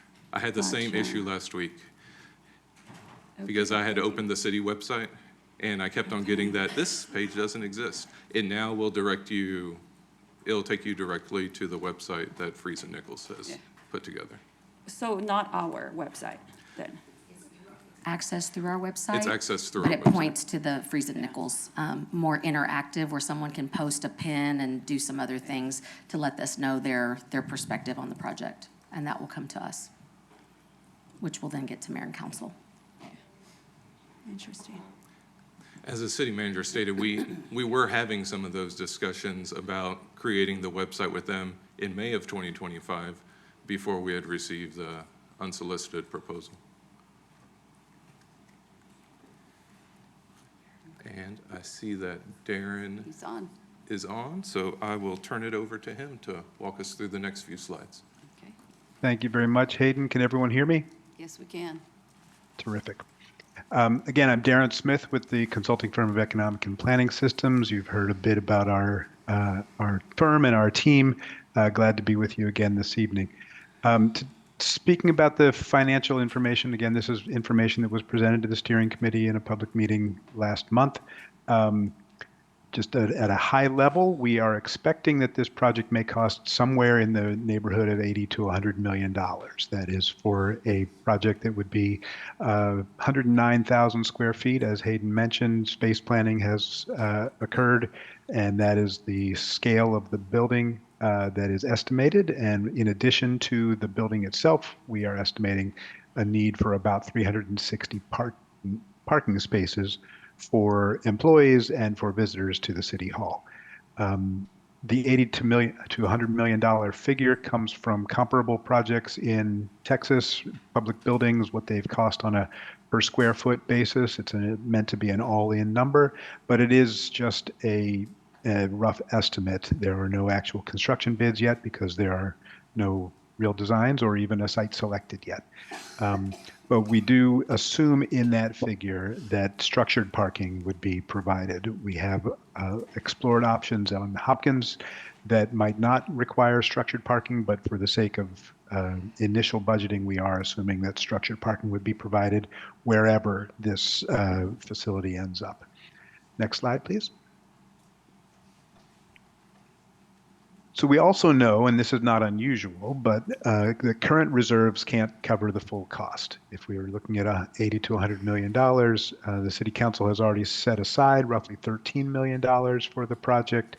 The tax increment reinvestment zone number 5, that's the downtown TERS, has about $4 million in reserves, which may be available for portions of the project if you so elect, or the TERS board so elects. But again, that's just short of $20 million between the two, and so that would cover only a portion of the costs, whether it's paid for all at once or through the typical approach, which is to issue debt and pay that over time. We also know that direction to date has been to avoid increasing the property tax rate for city taxpayers. So we will need to and have been looking for other reliable funding sources. Again, as the city manager mentioned, we are not seeking approval of a financing plan this evening because we don't have one fully fleshed out. But the next slide shows some sources that we are looking into that may be helpful in this regard.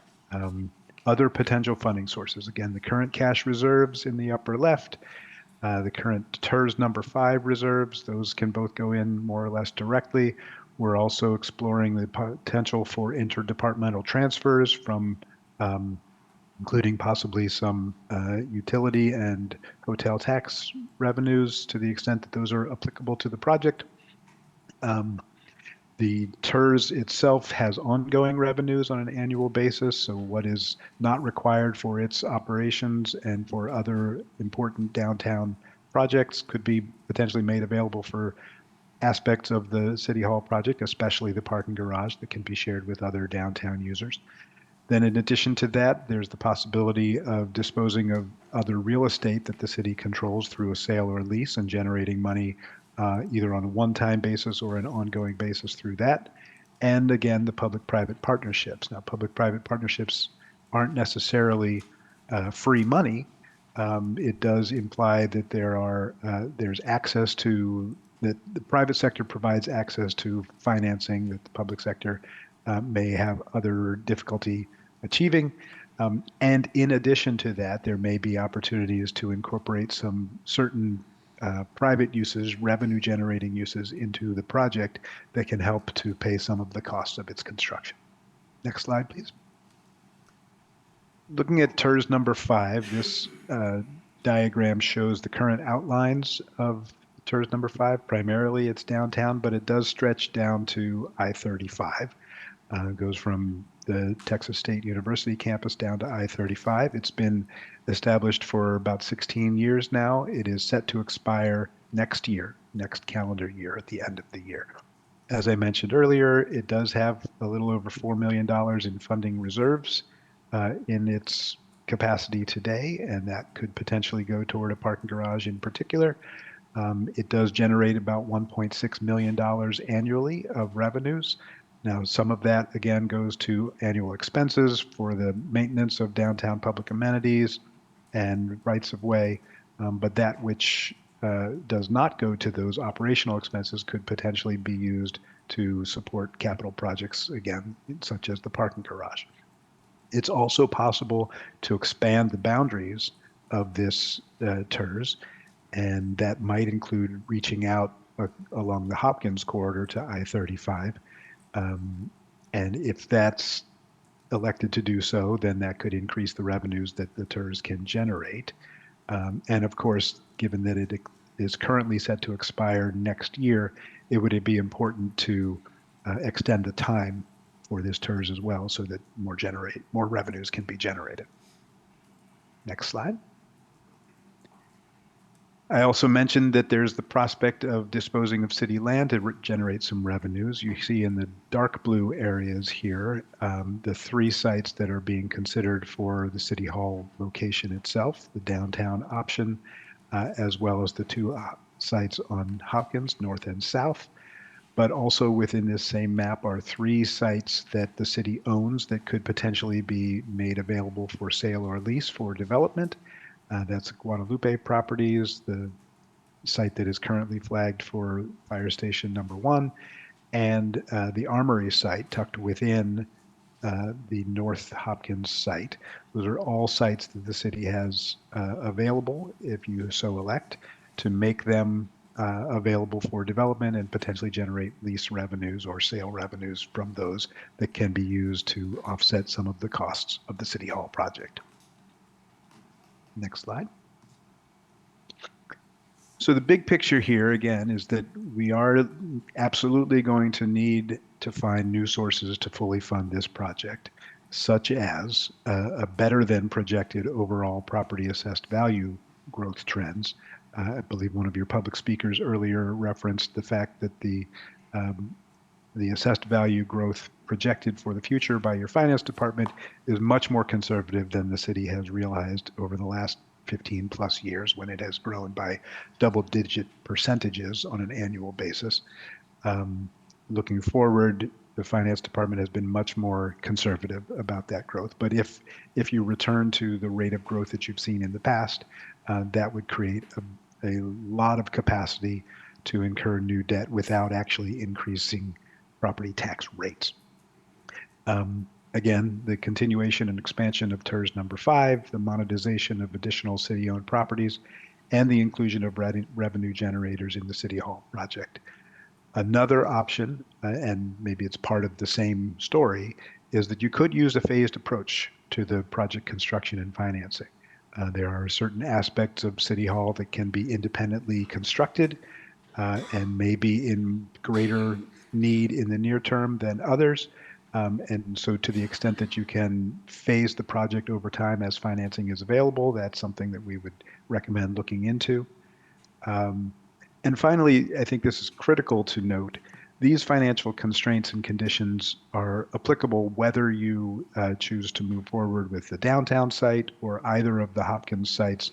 It's basically the same story, which is there is not enough money set aside today to fund the entirety of the project, and so additional funding sources would be required, regardless of which site you ultimately choose, which, again, as has been stressed several times, that is not the purpose of today's conversation, to choose a site, nor to bless a particular financing strategy, but this is to present information to inform your decision about whether to keep moving forward with some or all of the sites. Thank you very much.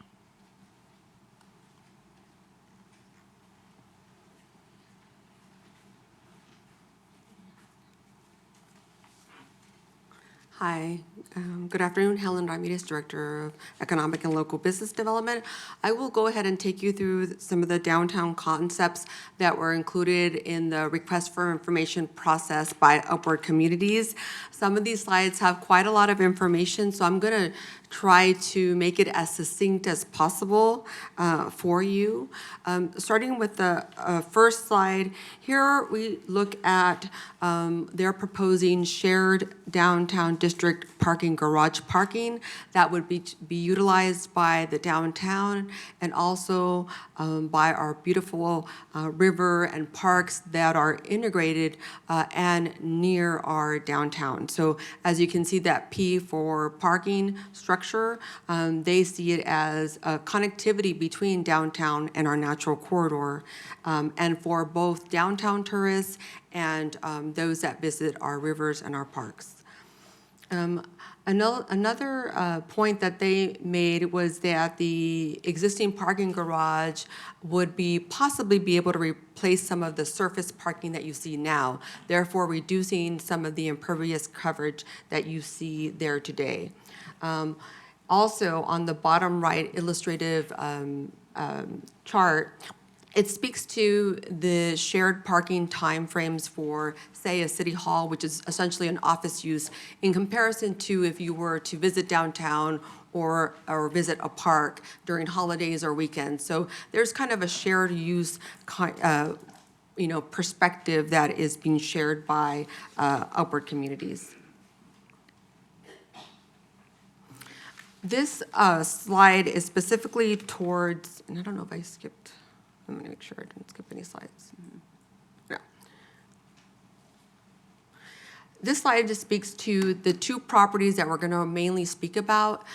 Property number 1 and 2 in the darker salmon color, that is the location of the two proposed privately owned properties flanked by Hopkins, CM Allen, and San Antonio bisects it with Edward Gary on one side. So I really want you, when we go through the different concepts, really concentrate on those two larger properties. Number 3, which is a lighter color, it's meant to be a potential next phase that is driven by the developer and not necessarily the city. It is just part of a potential use that can be complementary to a civic center community space, but not necessarily part of the main civic city hall center.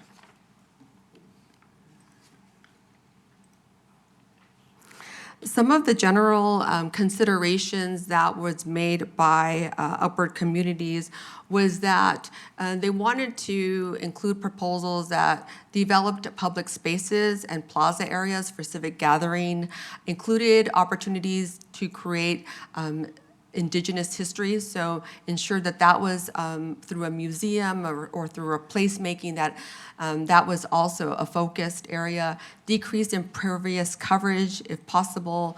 Also integrate water principles and green infrastructure in the development of this property in downtown.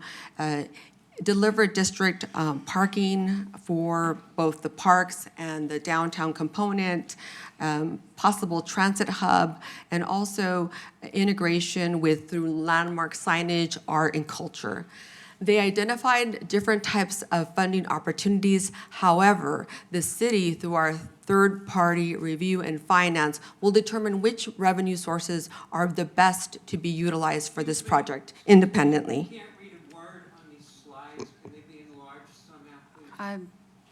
I will ask that question to whoever's in the control room, if we can enlarge this.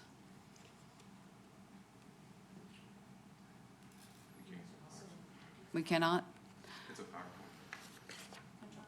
You can still make a slide bigger. Maybe not in the Zoom. I hold my finger on the control button and scroll up.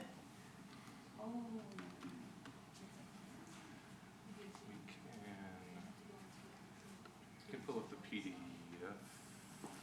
If we pull it up, because this is in the packet, Yeah. it's in the public packet, so It's we in the would need packet to. on page 32. You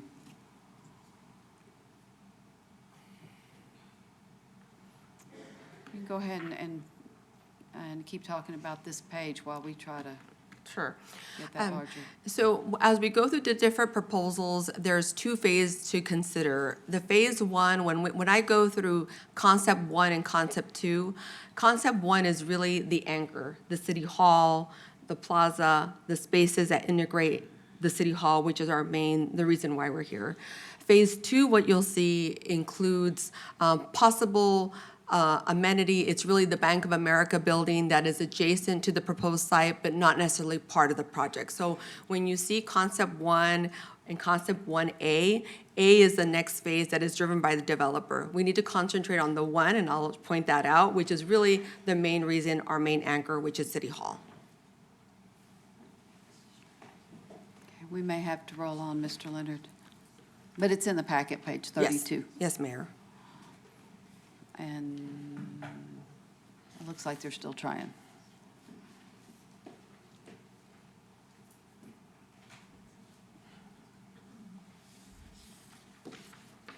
And that looks like a screen that can be larger.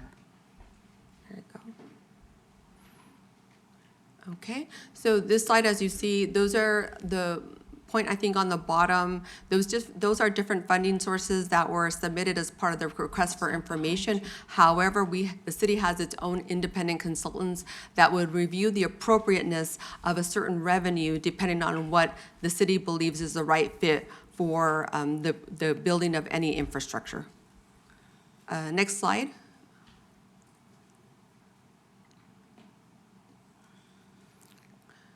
So this first option one, or concept one, if you go to the corner of Hopkins and CM Allen, we begin with a public plaza area. That's your A. Adjacent to that is number one, which is the darker blue, would be City Hall. The ground level would be for public-facing customer service uses, such as your council chambers, the city clerk's office. So normally those public-facing services that you want to be on the ground level for ADA purposes or what have you. B is more of a gallery space or history, a nod to our indigenous roots is what they're planning, a gallery space. C is a small locally owned coffee shop, for example. 5 is an open-air market area. 2 is a multi-purpose community room center flanked by number 3, which is a parking garage that would serve, again, our recreational uses and our city hall. in addition to downtown. And 4 can be some sort of incubator space for the community or office space. Next slide. The only difference between this slide and the previous slide is number 6.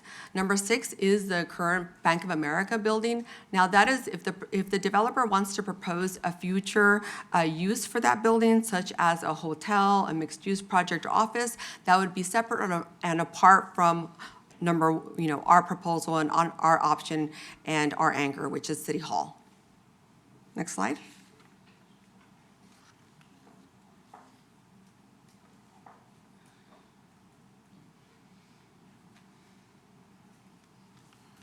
Okay. This slide speaks to a lot more detail in this proposal, but basically it's the same concept. You can see it all on one map showing City Hall, the downtown garage, and area number 6 would be possibly a mixed use or hotel, but again, that's going to be privately driven and not necessarily by the city.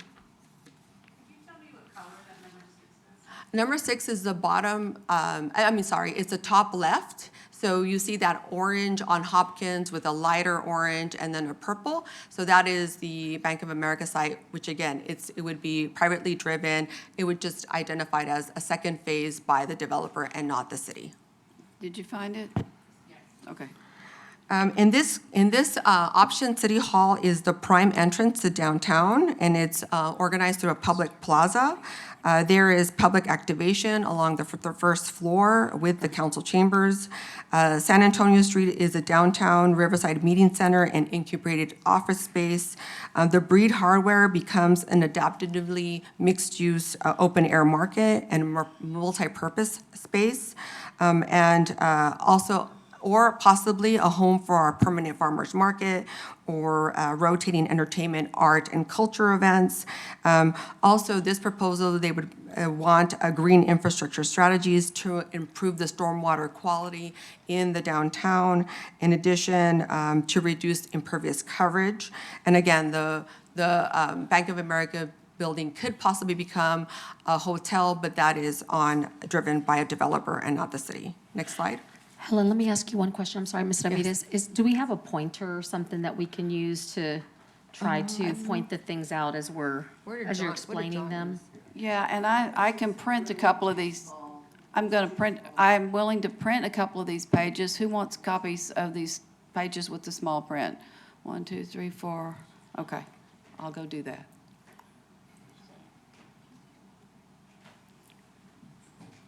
Go.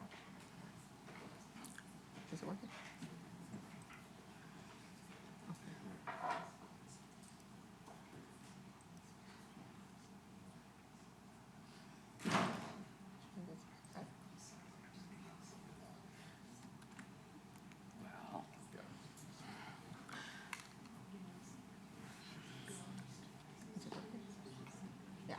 So what you see in front of you is our massing. The massing in the building is just to demonstrate that the square footage that is being proposed can actually fit on the site.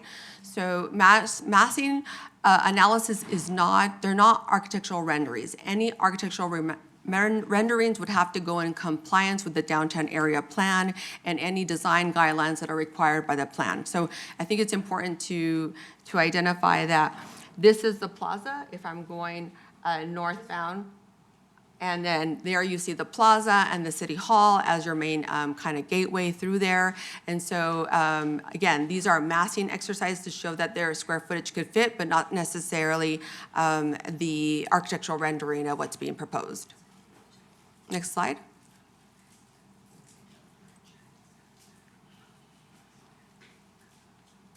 This is the second concept, concept number 2. The difference between concept number 2 and the last concept you've seen is the number 2 in red, which would be a fire station. Oh, I don't know what I did. I didn't like the circle, so I'm just gonna, the fire station. And that would be a proposed fire station, a public service substation. And it would have connectivity towards CM Allen and also Edward Gary. So that's what you would have, a substation like here with connectivity here. Okay?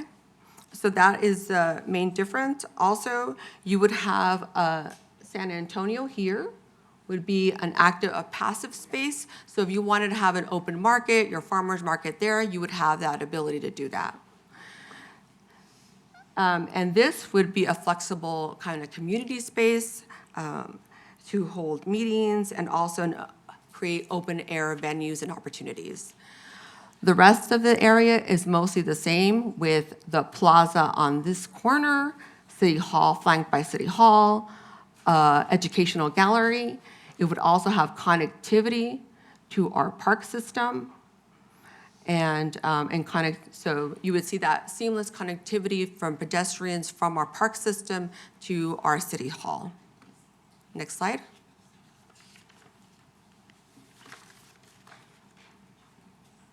The only difference between this, and I tell you when A would be this number 6, which is off Hopkins. That would be if the developer would want to create a mixed-use building that houses office, residential, or a hotel, that would be separate and apart from the city project, okay? So that's this. Next slide.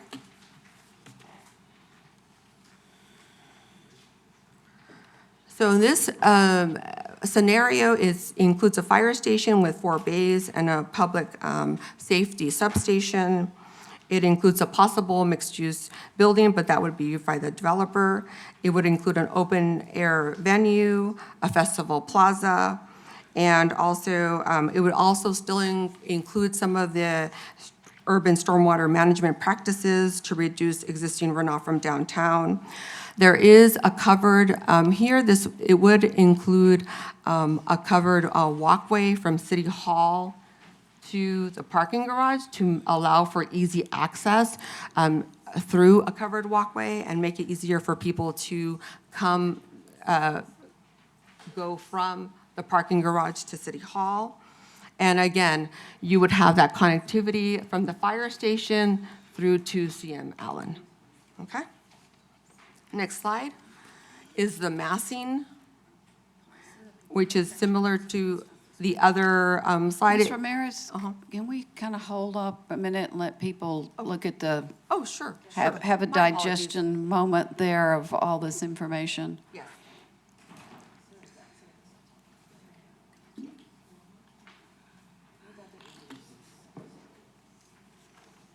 And let them finish their conversations before we start. Sure, absolutely. I'll give you all another minute.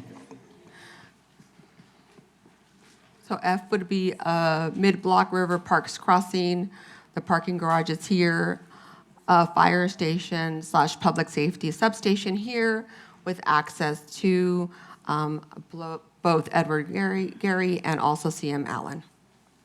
City Hall would be in the same location as option 1 with the plaza area facing Hopkins as the Hopkins corridor.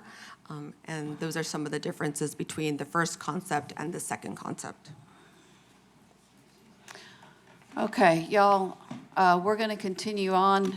If y'all could cease your conversations. Thank you.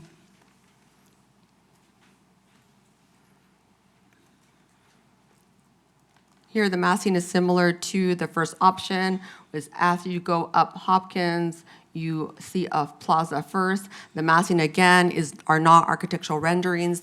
They're just to show that you can fit the square footage necessary on so many stories on these properties. Next slide.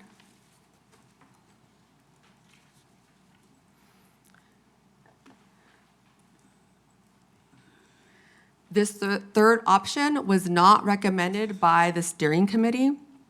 And some of the reasons why there was some concern is that in the options 1 and 2, you had a public plaza, which you do in this as well. But the difference is, the difference between option 1 and 2 and this third option is that here they're proposing a mixed-use building at the corner, where in the option 1 and 2, it was City Hall. So you had a plaza and then City Hall. In this case, you have a plaza and proposed mixed-use office. So that was not something that they necessarily supported. There was also a concern on the fire station, which is here. Here's number 3. In the last option, you saw a connector road between the fire station and CM Allen. In this option, you no longer see that connector road. So there was a concern about connectivity with the fire slash public safety complex. So, public safety substation. Those are one of the reasons why option 3 was not recommended by the committee. Next slide. And so I'm not really going to go much into this, except that it's somewhat similar. It's saying that the mixed use would be on the corner, and then City Hall would be adjacent with some sort of community center, a large parking garage. Number 5, the difference also here is that here, this blue building, number 5, that would be the City Hall chambers. So having the chambers separate from the whole Civic Center complex was not something that they felt, not me, they felt was a focal point. Next slide.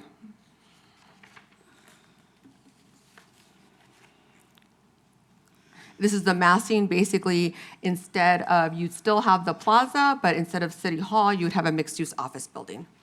Next slide. These are all 3 concepts side by side.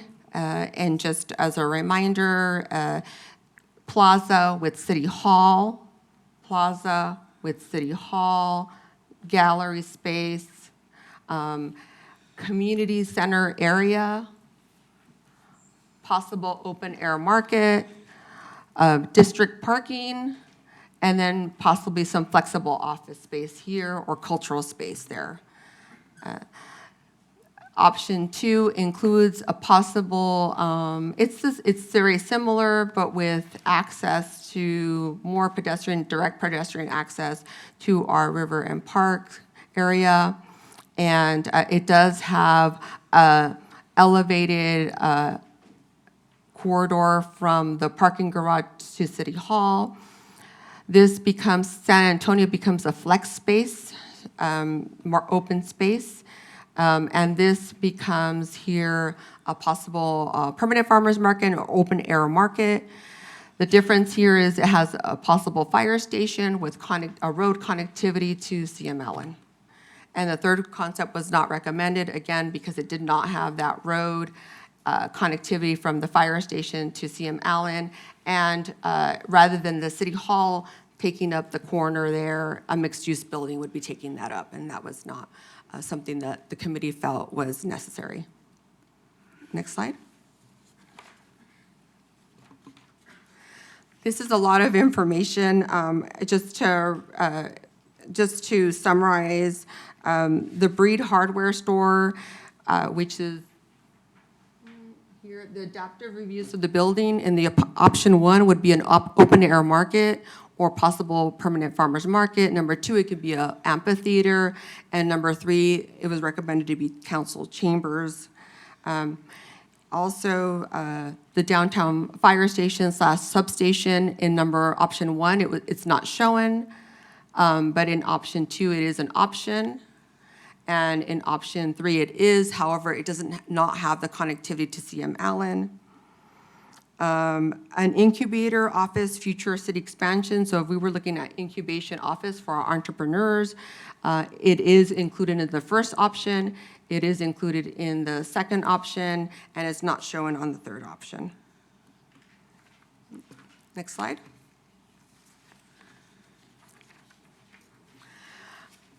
Coming back to all the different options that the city has to consider, the Hopkins options included the north parcel, which is across from where we are today, the City Hall. We looked at structured parking and also surface parking. The difference is that structured parking could possibly reduce the amount of impervious coverage and really consolidated that in a smaller footprint. The south parcel is where we are today, and that is also being an option to be considered. Next slide.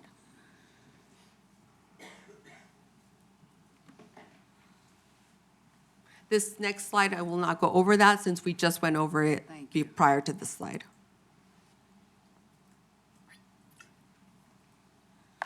Some of the key considerations for downtown, or some things that we can consider, is that whatever is proposed, it would need to be in alignment with our downtown area plan, goals for vitality and family-friendly activity.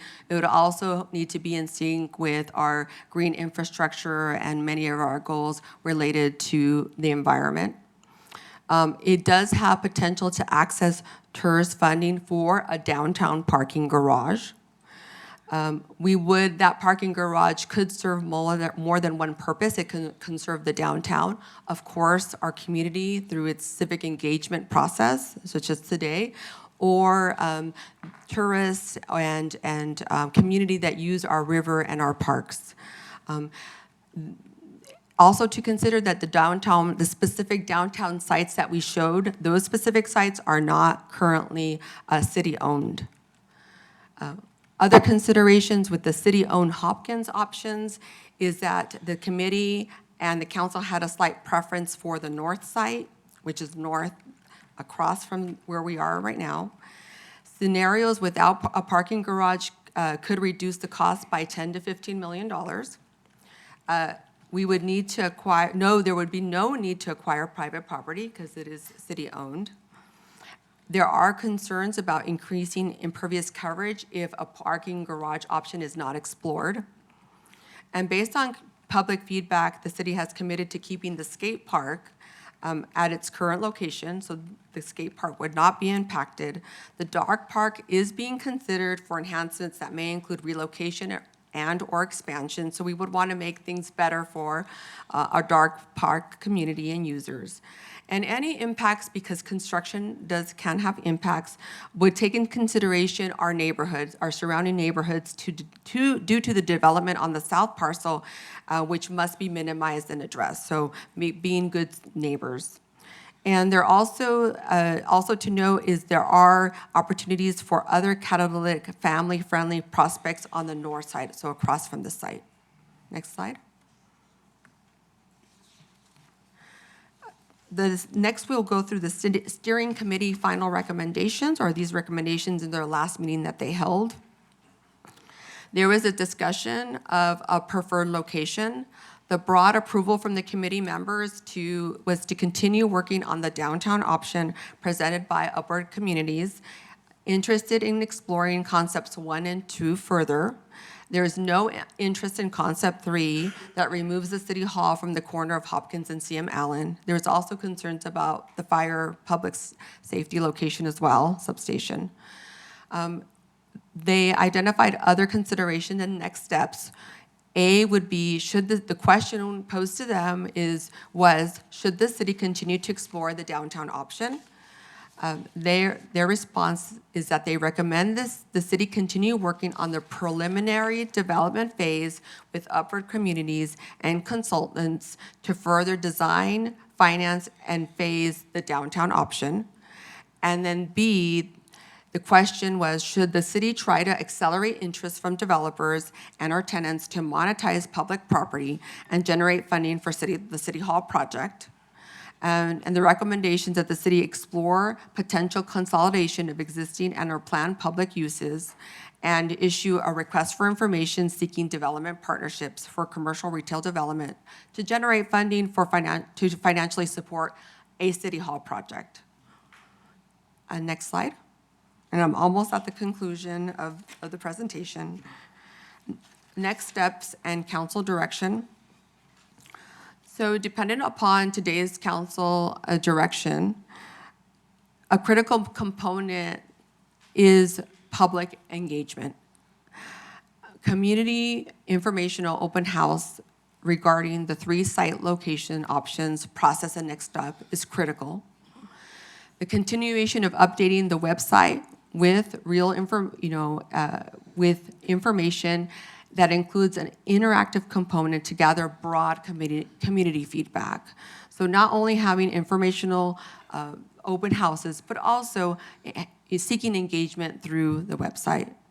Once the location is selected by the City Council, we would continue working on the preliminary development phase of city-owned parcels or the downtown option, and any subsequent site due diligence agreements would come back to the City Council for consideration and a formal vote at a regularly scheduled later date. The question also is, should we develop and issue a request for information seeking development partnerships for commercial retail development of existing owned properties that are vacant, for example, and or planned public uses to generate funding to financially support a City Hall project? If so, there would be an agreement with a consultant to come back to City Hall, to the City Council for consideration and formal vote at a regular meeting on a later date. So this concludes the formal presentation, and staff is here to answer any questions you may have. I also want to point out really quickly, thank you, Ms. Ramirez.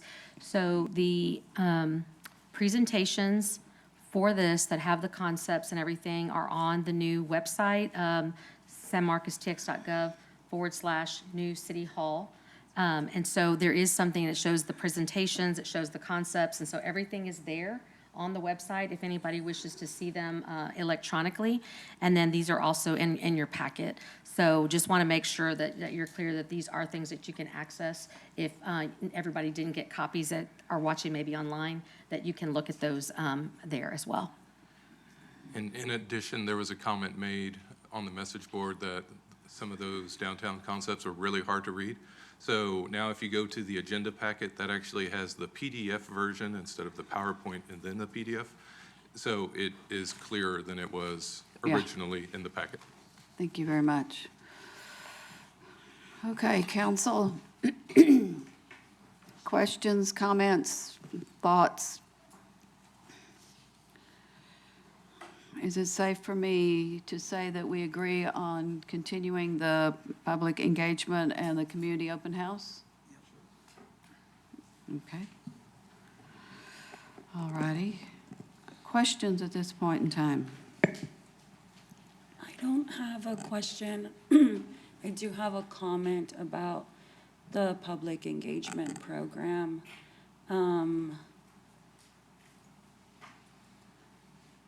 So aside from those two, which I think we were always, on track to pursue, I do think that it's important to have a conversation regarding the steering committee appointments. I think that is part of public engagement. If the whole rationale is that those two people that each council member selected are supposed to be, in tune with the community and kind of be our conduits there. I think it's important to note that 3 sitting council members do not have appointees on that committee. And so that's not to say that the past, or the folks who were appointed by exiting council members haven't done a great job. I just think that it's a little bit different. Like, I am able to check in with my 2 appointees. We have an established relationship. I've kind of been with them the whole process, and I just think that it's not super equitable to not name that. Do you want to expand the committee by 6? 2, 4, 6. Yes. Council? Yeah, I would second something like that as one of the council members who does not have appointees, because I think that process, if I remember correctly, was sort of expedited following the election that was taken in November of '24. Because of that, to Ms. Garza's point, to make sure I'm engaged, and rather than having to re-watch recorded meetings, as you know, Mayor, I've been attending the meetings. It would be much more preferable for me to have at least 2 people that I could look at their applications and appoint, to Ms. Garza's point. Mayor, my concern. Wait. Mr. Mendoza? My concern is, and that's fine, but what if this coming election, we have 2 seats that are replaced now? Does this mean that every Could time be we? three. It could be three. Well, those, Does that mean that we will now, each time we have an election change, we will be adding new members to this committee? That's a good question. I appreciate the consideration in hindsight, Mr. Mendoza, but you were one of the members, if I remember correctly, that did vote to expedite the selection of appointees following the election I was a part of. Absolutely. And so I would just, it begs to question why that consideration wasn't existing in that moment as well. Because we had the two individuals that have been here since 2022, that have been working on it with the original October date. That was it. Now, again, I'm okay with doing that, but as long as we understand as a council, we will be increasing it, because it would only be fair. If we have 2 new members that come in or 3 members that come in, and they decide, hey, I want to add some members because I want to have the same accessibility to them, will we be adding every single time? And if we're not, that's not fair.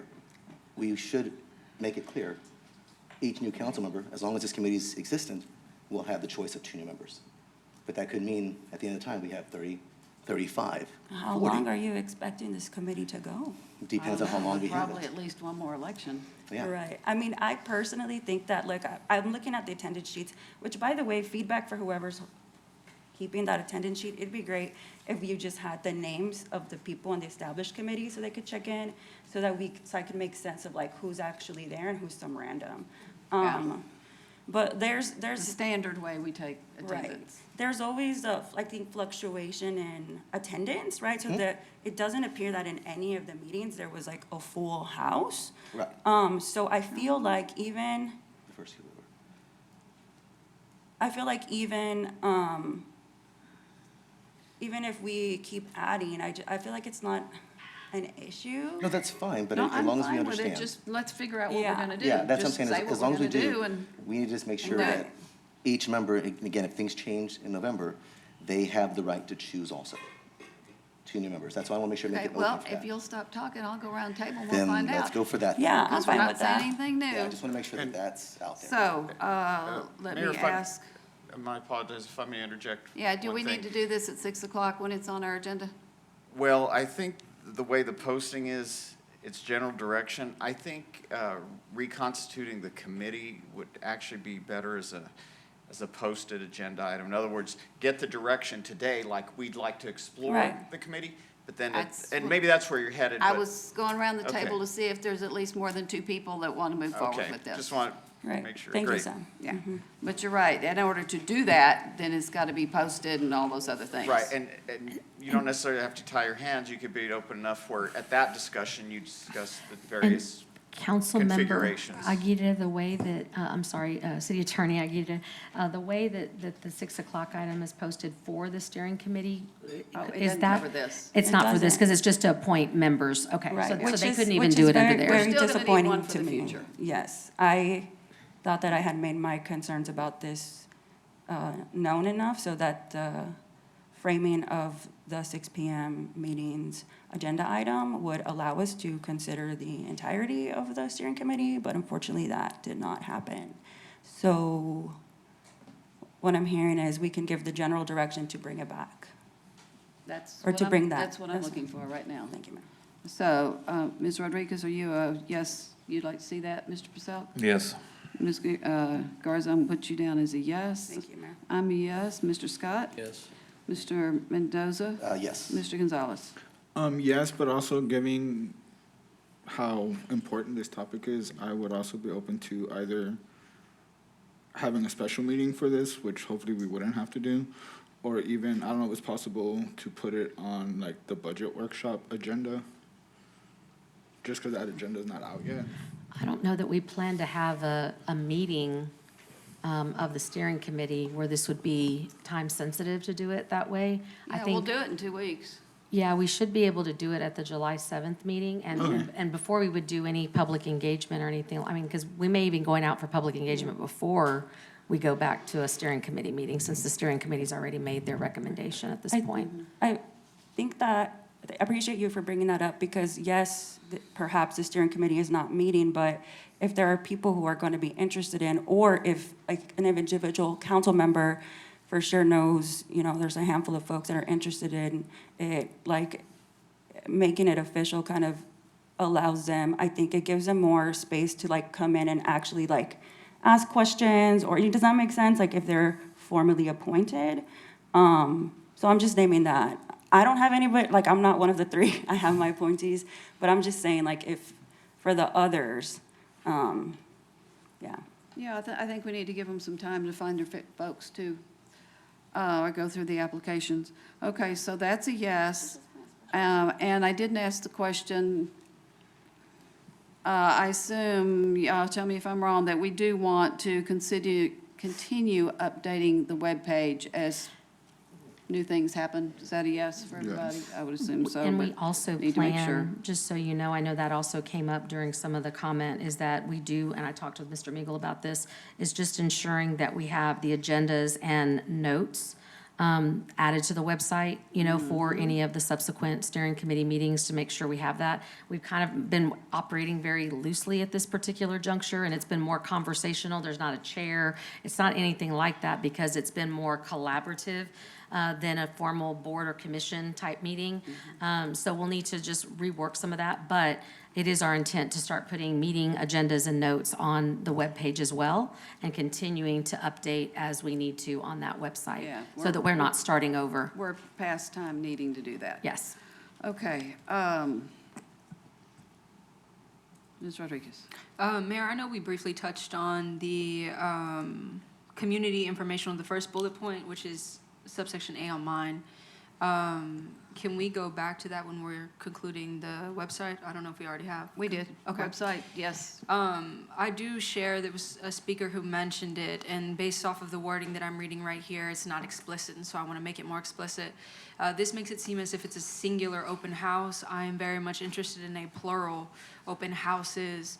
Similar to the way we do our budget town hall, it's not just in one location either, nor at one time. So I want us to meet people where they're at in their respective neighborhoods, because it's one thing for an advisory committee versus another thing for actually getting into these neighborhoods, which we've been successful as a city. So I would just hope that we continue that practice for this. And we did two, and we did one at the library, and we did one at Central. So, I mean, we can do something similar. And the number of people who've shown up have actually been similar to what a steering committee, number have been. So, you know, that's one thing I will say is that, you know, to make it sound like it's only a few people that are making decisions, that's the same thing that some people may feel for a town hall. So, Right, but that's how I collectively. feel about a town hall. Right, so I think that it's like, get all of the information together so that we can collectively bring you what all the different perspectives have been. Right. From whether you're getting stuff from the interactive website, whether you're getting stuff from the steering committee, you're getting stuff from the town halls, and then you make a conclusion based on all of that information together. Exactly, and that's sort of the point I'm trying to make is I can tell you, you have your budget town hall that we did at Central, and then we did a town hall, the Sinai Church. I can tell you that those two town halls, and I don't remember what that one was for. Oh, that was a town hall way back last fall. Right, but it was like a neighborhood style. I'd bring Yes. those up to say for the people who are in this, watching online and are here, those two specific locations, when I say getting into the community, those yielded a turnout of people that I do not see routinely in such a way that was successful community organizing. Generally, so does Dunbar. Right, Dunbar as well. And so when I talk about going into these communities, that's exactly what I mean, is getting a truly diverse group of opinions in multiple fashions, so. Yeah, truly into the neighborhoods.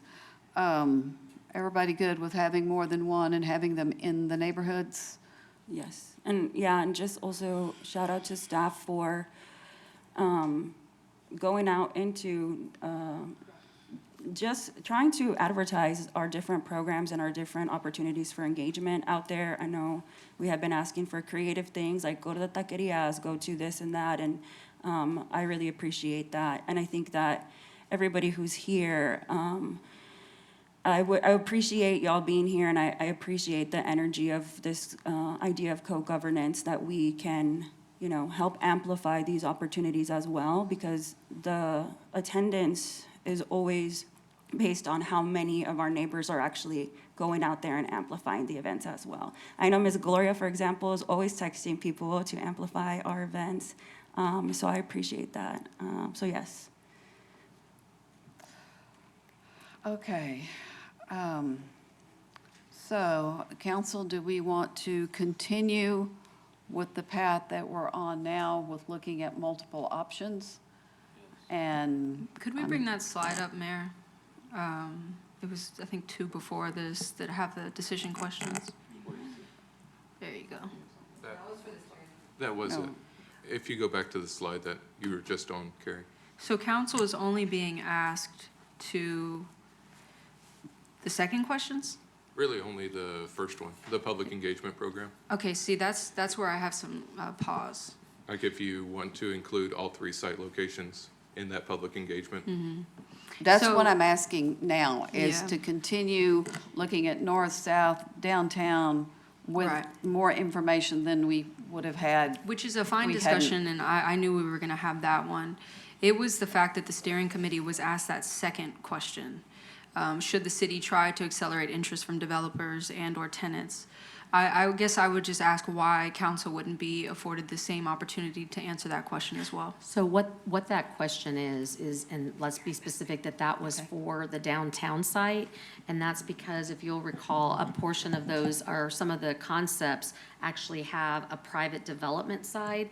And so it's another way to have, for City Hall were to go downtown, for example, there's some retail components. And so we would want to get a retail consultant who would be responsible for that, not the city. But it would be because we don't specialize, obviously, in that retail component. They could bring some different businesses there, but that could help us to offset costs, in terms of paying for the city hall, because it would be part of the overall project. Right, and So I that's- remember that, I remember that conversation had in the last steering committee meeting, fine, which is fine. But I guess that brings the question for me, let's say hypothetically speaking, we move forward through this process, whomever, whether that's council, whether that's the public, whomever decides on a site itself. I guess what I'm trying to get clarification on is, should all those people decide something where it currently sits on or across the street? Are we also thinking about that monetization question? Yes. To be applied here? And that's what I'm getting at. Yes. Is if we're considering that, even preliminarily speaking, why is the question about monetizing public property not afforded to council at this moment currently? It can absolutely be afforded to council. We were just trying not to put the cart before the horse, because we were going to go out and do public engagement first. And that way, then you have the information about if you want to narrow down any sites, if there's anything else that you want to do. And so we were keeping it broader and not putting council in that place right now. But we Okay, can that's fine. absolutely, That's fine. absolutely do whatever council wants. We were trying to keep it very simple and make it more about process than anything No, else. and that's perfect, because when I was going through the packet, I put on my notes that I felt that the question being posed, even quite frankly to the steering committee, was a bit premature. But if you're saying that procedurally speaking, that question is going to come later down the line when we actually, get closer to deciding on a location, fine. I just want a commitment that that question will come to council, because that's a huge decision. Because it's going to have to, in order to probably look at some of the financing options that would be Right. afforded to us, because again, we're brainstorming all the different possibilities for financing that can happen and funding sources that can happen. And so having some sort of monetization is going to have to be looked at in order to make the numbers work. I mean, you heard Darren Smith talk about, what's available and those kinds of things. And so there's also like parking in lieu of and fee in lieu of, things that we can look at that already are there, but we need to look and see where that money gets directed and how that goes. So there's other funding sources we're gonna put on the table, but yes, if we're gonna do an RFI, we're gonna have to come back to mayor and council to talk about, okay, what are we doing an RFI for? And the reason that came up with the steering committee, because that was specific to the downtown, where there were actual retail spaces that we, the city, don't wanna be in charge of having to monetize. Right. And I look forward to that conversation, because I can tell you, like I said, I went to the last meeting where these questions were answered. The questions that were previously shown on the screen were answered. And while I want to emphasize, I deeply appreciate all of the participation of that steering committee by the people who have, attended the meetings, been a part of it.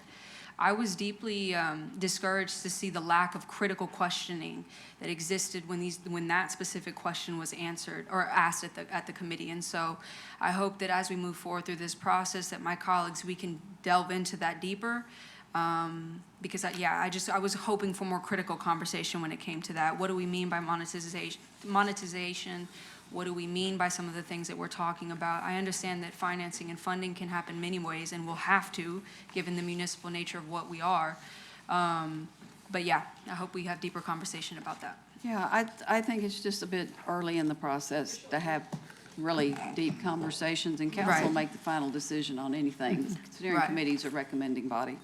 And just for the public's knowledge, all 5 steering committee meeting presentations are online. So every single, even though the agendas are not there, and we will start doing that, but all the presentations that have been presented to the steering committee are all online, starting with February 20th, 2025 to May 11th, 2026. Okay, now I'm going to go back to the question I was trying to ask earlier. Do we want staff to move forward in these town halls with all 3 options? Ms. Rodriguez? So as Ms. Garza stated earlier, I always appreciate public engagement on any topic. And this one, it's no surprise to me that it yielded so much public engagement. It is a large project. I know it's not lost on people where we are fiscally. I know it's not lost on people, the needs of our community.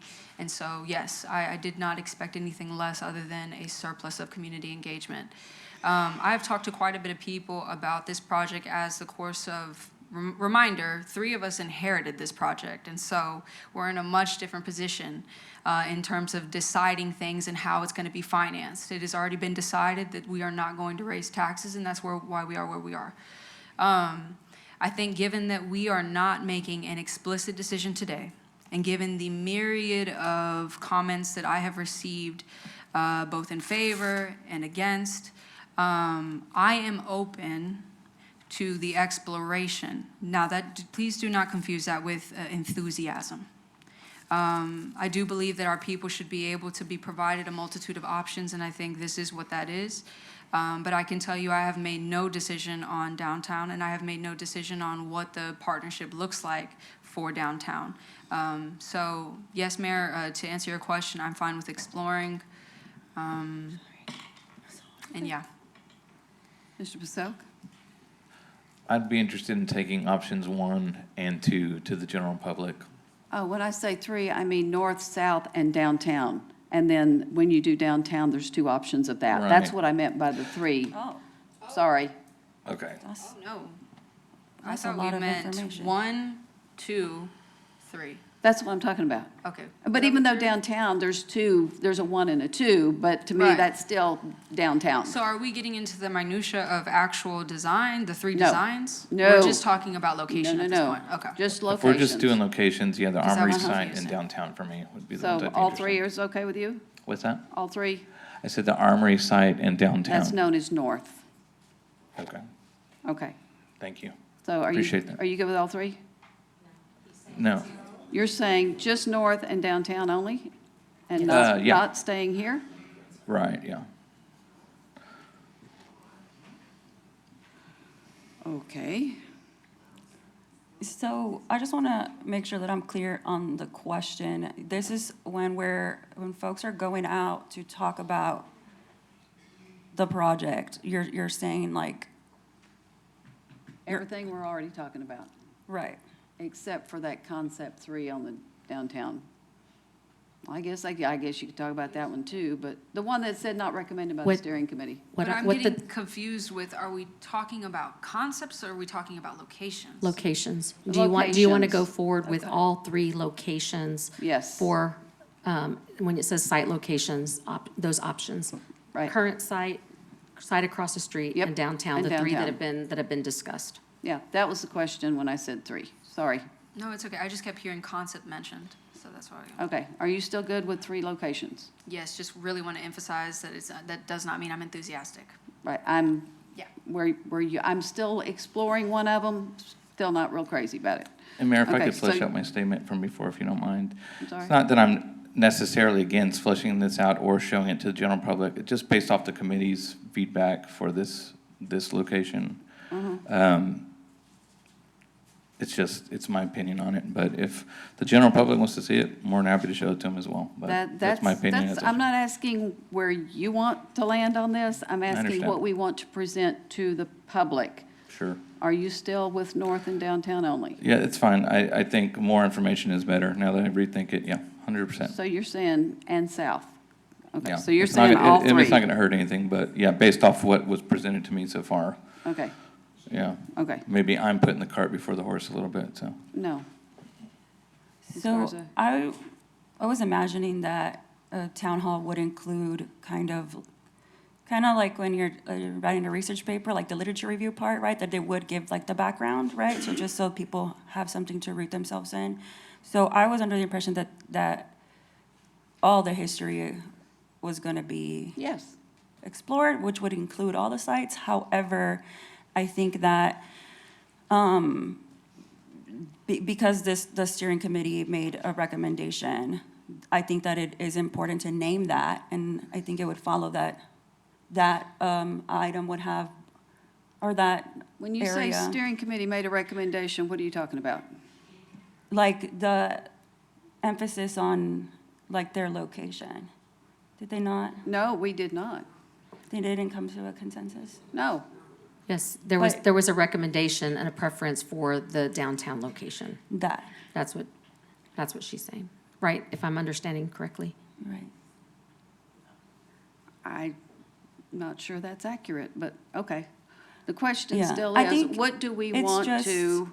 It's Because giving the question an was, do you want to opportunity- keep looking at downtown? That was the question, not that you prefer downtown. That was the Right, last that's what thing I we mean. did. Yes, keep exploring. Yeah.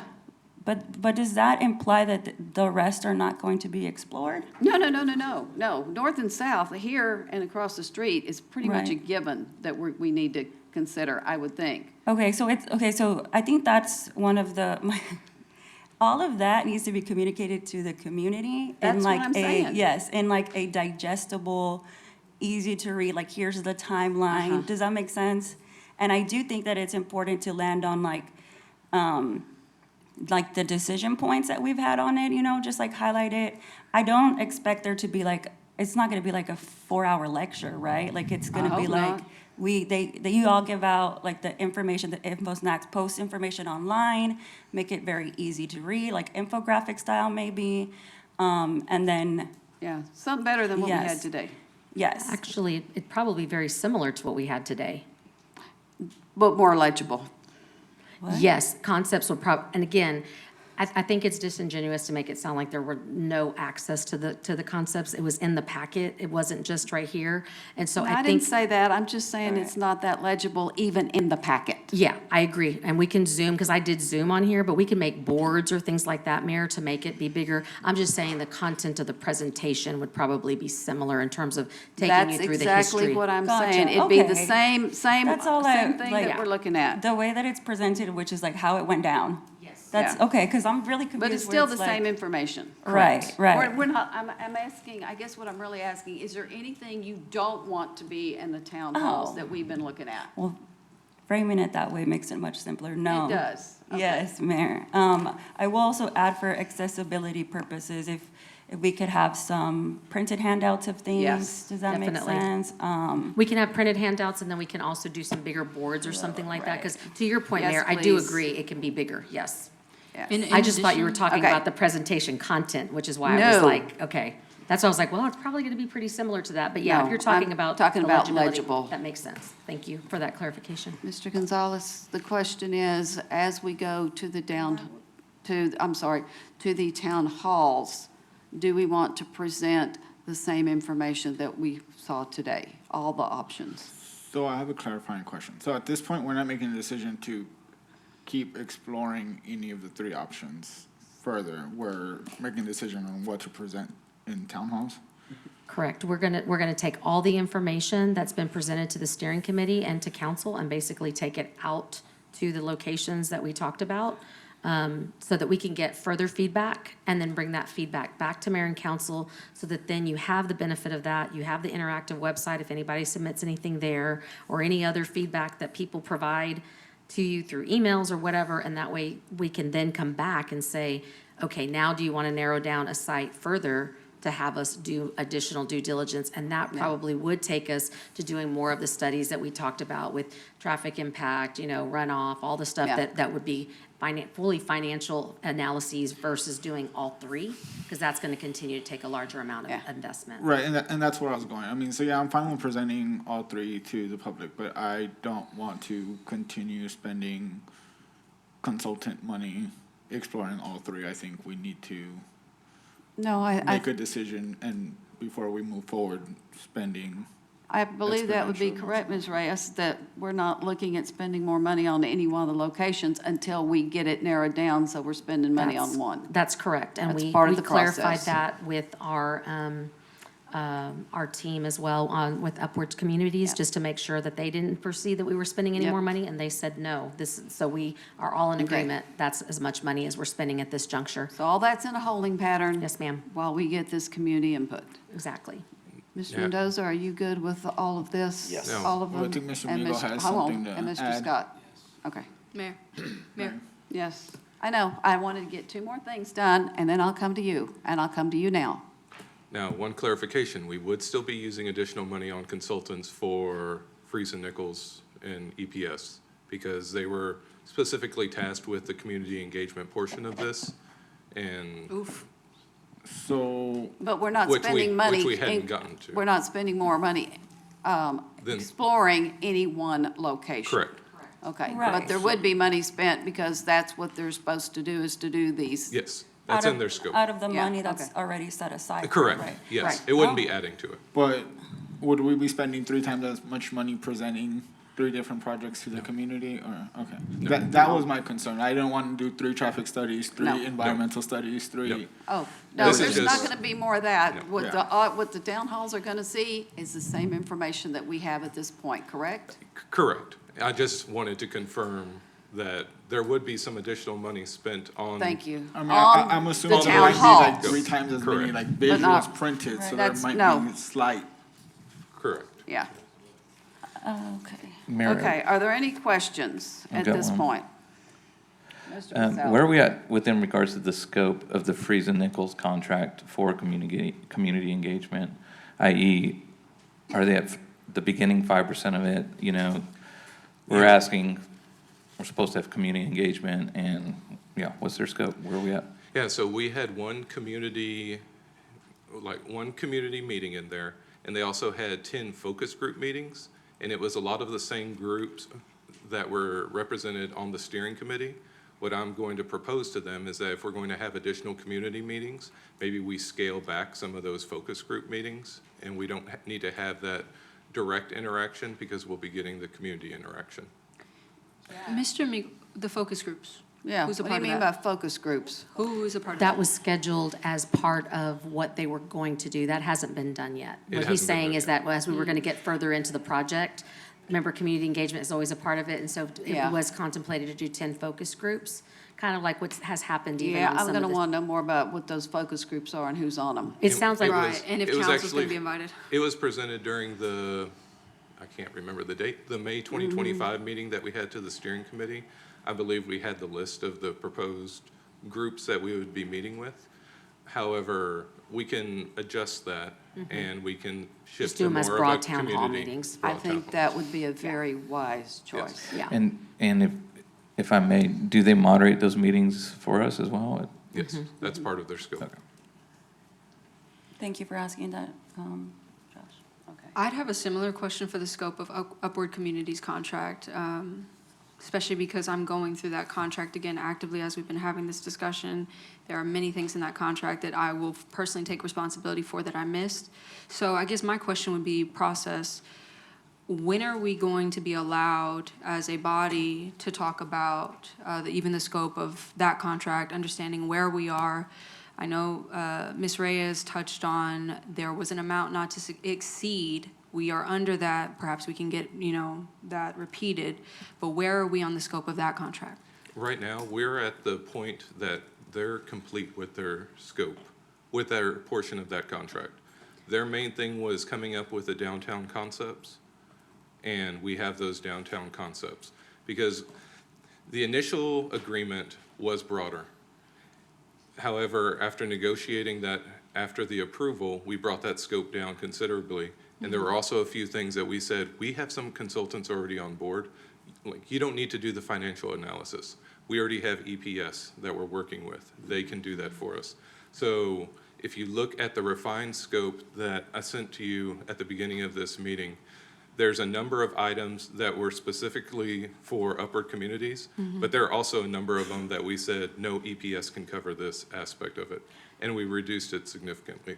So in Okay, simple, in 'cause- simple terms, the contract with Upward is just where we're at right now. And that Any was my subsequent would need to come back to mayor and council. And that's why I'm asking the And- question, though. That was my Yes. understanding. So that- The contract that was sent to us, so when I read the scope of that, literally, it says, for the redevelopment of the land the City Hall complex is currently on, which is not downtown, corridor improvements along Hopkins Street, which is not downtown, and improvements to the civic corridor on the north side of Hopkins Street. And that's all the stuff that we're So talking when we're about, that talking we're in about a EPS. refined agreement, I need to see it because I don't think it's the one that you sent, because that one still has all of those other properties listed, when it was my understanding that Upward was exclusively for downtown, should we as a body decide to do that one day. So I have not seen the revised contract, and what I'm It looking was at. just a refined scope. It wasn't a revised contract. It was a revised scope that was much more narrow because we said, okay, EPS and McCann Adams and Friesen Nichols can handle these parts that they had in their original scope. So we brought it down to where it was only what they've done now. And so that's what's there. So EPS, McCann Adams, and Friesen Nichols, and again, I'm going to say this and not in a way that is negative towards any developer at all, but best practice is going to be that the city has our own consultants who are looking out for our best interests, Right. not Preferable. profit margins. And so that is something that is important for us with the EPS contract, is they are our city representatives. When they're giving us guidance and advice, it's based on whether we have the financial wherewithal and feasibility to approach the project and do it, in a responsible way. Upward would be a development partner, but again, they have different, just like any developer, Interests, they have right. different interests than what our consultants are that were hired to look out for our best interests. Right, and that's fine with me. That is what I'm looking for. But that's not what the contract before me says. And so I do need that refined contract as soon as possible to look at, because, it's not We what this. don't have a new refined. There's no Or refined whatever, contract. so the scope of work that y'all are talking about, you're It was saying that written X out, person is gonna right? do X thing, Y person is gonna do Y thing, Z person's gonna do Z thing. I need to see that. Yeah. It's- Give And us. if it's in here, if we could point it No. out, so I understand that, but when we talk about Yeah. scope of Hold- contract. Hold on. Give us the instructions that you have given Upward Communities. Okay. Right, So there was a sheet that we mutually signed upon that does, and that's what y'all are asking for. Exactly. Totally get it, What- yes. There was just, it's the language that was being used about a revised contract. There was Right. no revised contract, but there was That's a what I'm revised saying, scope. and that's why I was asking you for, give us what y'all did do, and it's Exactly. Right. been signed by both. Y'all got it. So the page in the conceptual planning agreement that we were emailed earlier today, where it has the task name, the milestone deliverable, the status, estimated budget, and so on, you're saying that that chart is different, like you guys kind of flipped it and reversed it, remixed it, but you have it documented somewhere.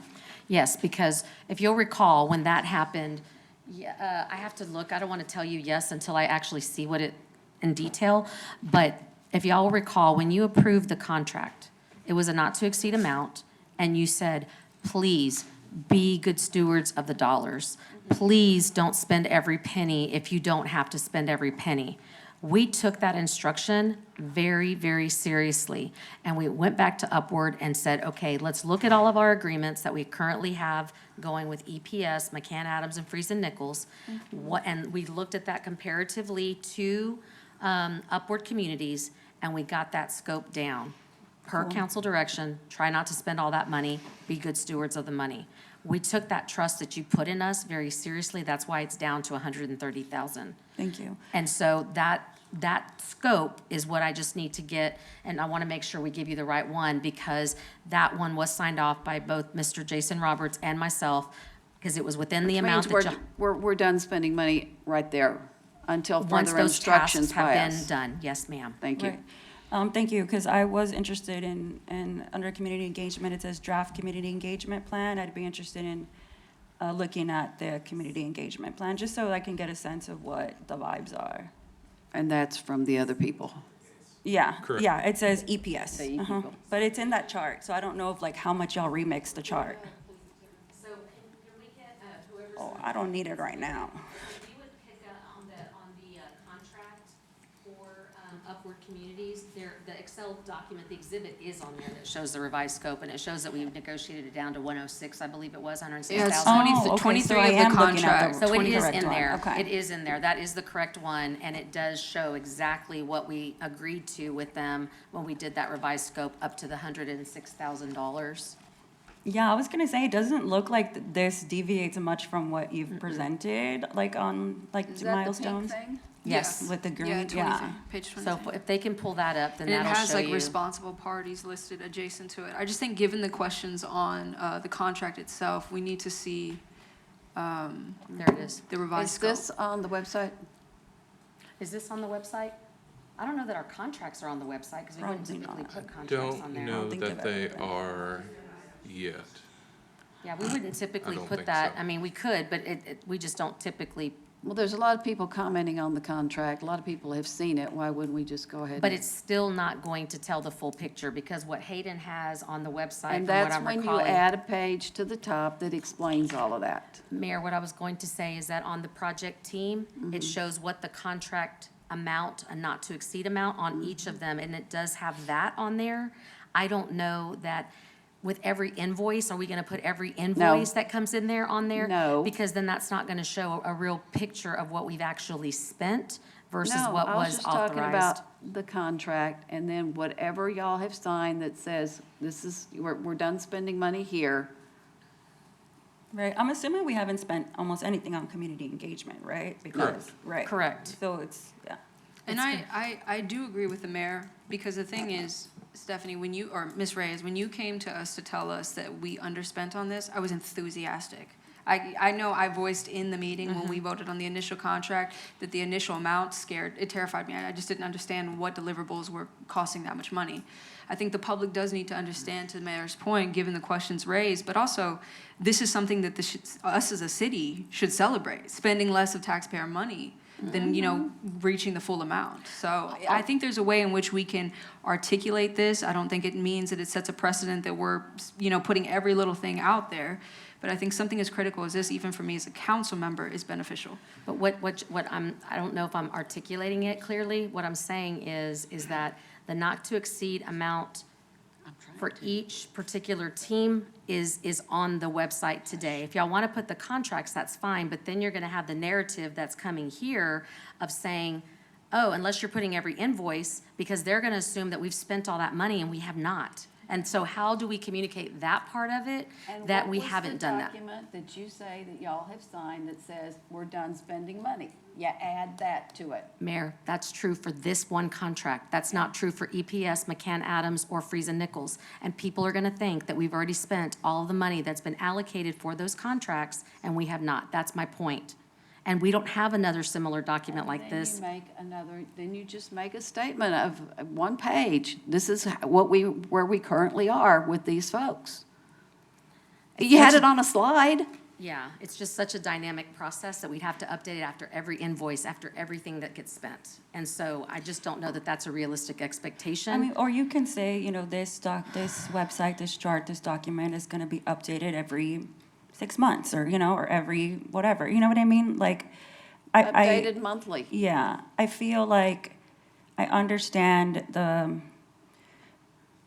where you're coming from, because I have heard a lot of misinformation. I don't think it's intentional. I don't think it's coming from an ugly place. I think that when folks are navigating with limited information, and, this stuff is very annoying to sift through. I'm not gonna, Yeah, it's just a lot of it is. information. I just don't want to feed the narrative that, oh, you've already, because we heard it even today, y'all have spent Right. 100 or upward of $1 million. Right. And it's like, where did that come from, And so if I put that on the website of all the not to exceed Right. amounts, and they're going to think we've already spent that money, and we haven't.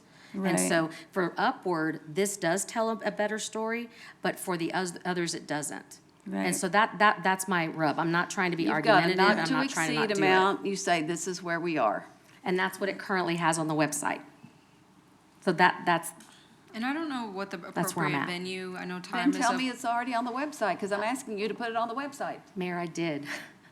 Yeah, I know time is of concern, so if there is another appropriate venue in which we can get into the minutia on what exists on the website, I'm fine with that. To your point, I'm not trying to add to the disinformation that may exist out there, even though to your point, it's not the intent of people who may be spreading I it. don't think so either. But I think with this specific one, the reason I brought it up, I can't speak to EPS, is this is more at a conclusion phase versus like the ongoing nature of some of the things EPS is doing. And so if there's a way in which we can distinguish that and make it, marry it all together so that we provide the information, I'm fine with that. And if that's a different venue than right now, we can explore that later. And I just have one more comment. When we talk about community engagement, and I know that we pay a lot of money to a lot of people who aren't even from here sometimes. I'm glad that the folks that are doing community engagement, there's some folks that are from here in this project, but we pay a lot of money to people to do community engagement, but this notion of having somebody whose responsibility it is to track community conversations, whether it's online, whether it's on somebody's radio show, whether it's, what have you, in different community-led grassroots conversations. I think it's something that we keep seeing, where it's like we pay money to people to do community engagement, but who is tracking those non-traditional ways of Right. folks like exchanging information? Because I think it's really important. Like, if we're paying big bucks to somebody to do community engagement, they should be getting a pulse of what the community is talking about and providing facts, providing, I'm not trying to say like counter things or whatever, but just providing everything that a neighbor needs in their toolbox to be able to make the best informed decision and ask the city critical questions. And I don't think we've really done that. Yeah, and if I can, Mr. Migo, I think a good example of where we as a city actually were successful in it was the plan that we just did over there past the university, the North LBJ plan that we just did? North of campus. There you go. Our planning and development department literally collected, to her point, the anecdotal responses that were at those public meetings. So much so I'm gonna shout out them, so much so that when the item came to us as somebody who didn't get the chance to go sit in those, the anecdotes were so in detail that it felt like I was there. Repeat the wheel. And that's our own city team. So, and also to her point earlier, the attendance sheet, I don't know who put that together. I need more detail. Like some of our committees have better information than what I've seen for that. So yeah, good point. Yeah. And I don't find the finance information out here on the website. There's one description about the one contract that it was, this much and we've only spent this much. That's all I see. Okay, we need to wrap this up. So is there anything else that we need to do today? We've gotten a lot of information. We have said, please go forth and town hall multiple times in multiple neighborhoods. We've got someone under contract to do that. We're going to present the same options that we saw today. What else do we need? What else do you need from us today? We will get the contracts on the website, and then we'll put how much we've spent to date, but we'll put a disclaimer on there that this is not gonna be updated regularly. It may be that it's, Right. I don't Just even say know what. quarterly, just say monthly, just say what it is and what you feel you can keep up with. And go with that. Okay, thank you. Okay. I believe this concludes item 1. Usually at this time, we would be doing an executive session. Mr. Gary, do we need to read that? And then before we decide whether we're going to try to do it in 5 minutes or not? Do we need to at least read this into the record, item 2?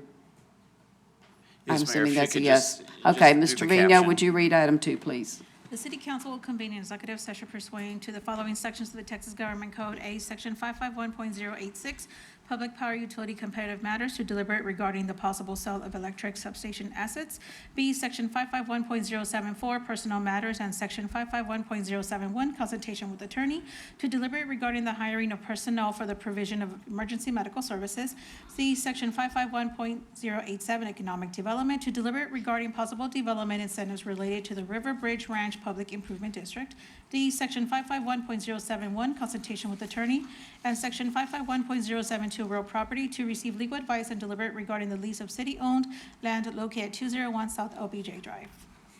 Okay, council, do we even want to attempt executive session now? Or are we gonna wait till 6 o'clock? I assume so. Okay, so our next item is Q&A with press and public. We have 6 people signed up. Q&A is not interactive. You've got 3 minutes to ask a question. If we can readily answer it, we will, and if not, we will get back with you by email. So I'm going to call these names, keeping in mind we've got 11 minutes before our next meeting starts. Lisa Pruitt, in this order, it's Lisa Pruitt, Amy Meeks, Nancy Moore, Kathy Morris, Gina Fleming, and Abigail Mason. So Lisa Pruitt, you are first. Thank you, Mayor. I probably have about 15 questions after today, so I'm just going to choose one You of them. can email us. I will. Yeah, thank you. But one of them was, one of the ways to fund this was interdepartmental transfers. Wouldn't that be pulling money out of water, wastewater, electric funds and putting it towards this project that would then increase some of those funding mechanisms? There was an arrow on that chart that said that, so I'd just like some clarification on that, please. So when we brainstorm different funding sources, it depends on the different uses. So if there is an arts component, if there is something that is a tourism component, then there could be hot money that could go in there. So it depends on what the overall scope of City Hall looks like after we get through all the processes. For that specific one is if utility billing, because utility billing is contemplated being in City Hall. And so for that portion, and it would be a pro rata amount that would be for that particular function in order to do that. So it wouldn't be for the whole project, it would be for whatever the pro rata function is that could be attributed to that particular function. I just want to be clear that there's a lot of talk about pulling money in from other sources to pay for this, to make it look like we're creating all these other funding mechanisms. But when Ms. we Reyes pull- has answered the question. But when we pull, we're taking from the general. And when she's talking about utility payments, billing, I think she means utility payments. Ms. Meeks? At some point, I think Hayden mentioned there was one community engagement, and I'm wondering when that happened and where it happened. There has not been a specific community engagement town hall yet. There was one planned, and it was discussed at the May 2025 steering that's what committee he meeting. However, whenever we received the unsolicited proposal, that shifted the whole process. Yeah, yeah, he addressed it, but he did say that everything changed when that other one. I don't know if I'm number 3 or 4. Kathy Morris. I'm sorry, you all. I missed the comment period. I was indisposed. I'm submitting you a letter of my comments. Additionally, I base much of it on the resolution 20 from 2025 about the proposed $2 million contract with Upward Communities.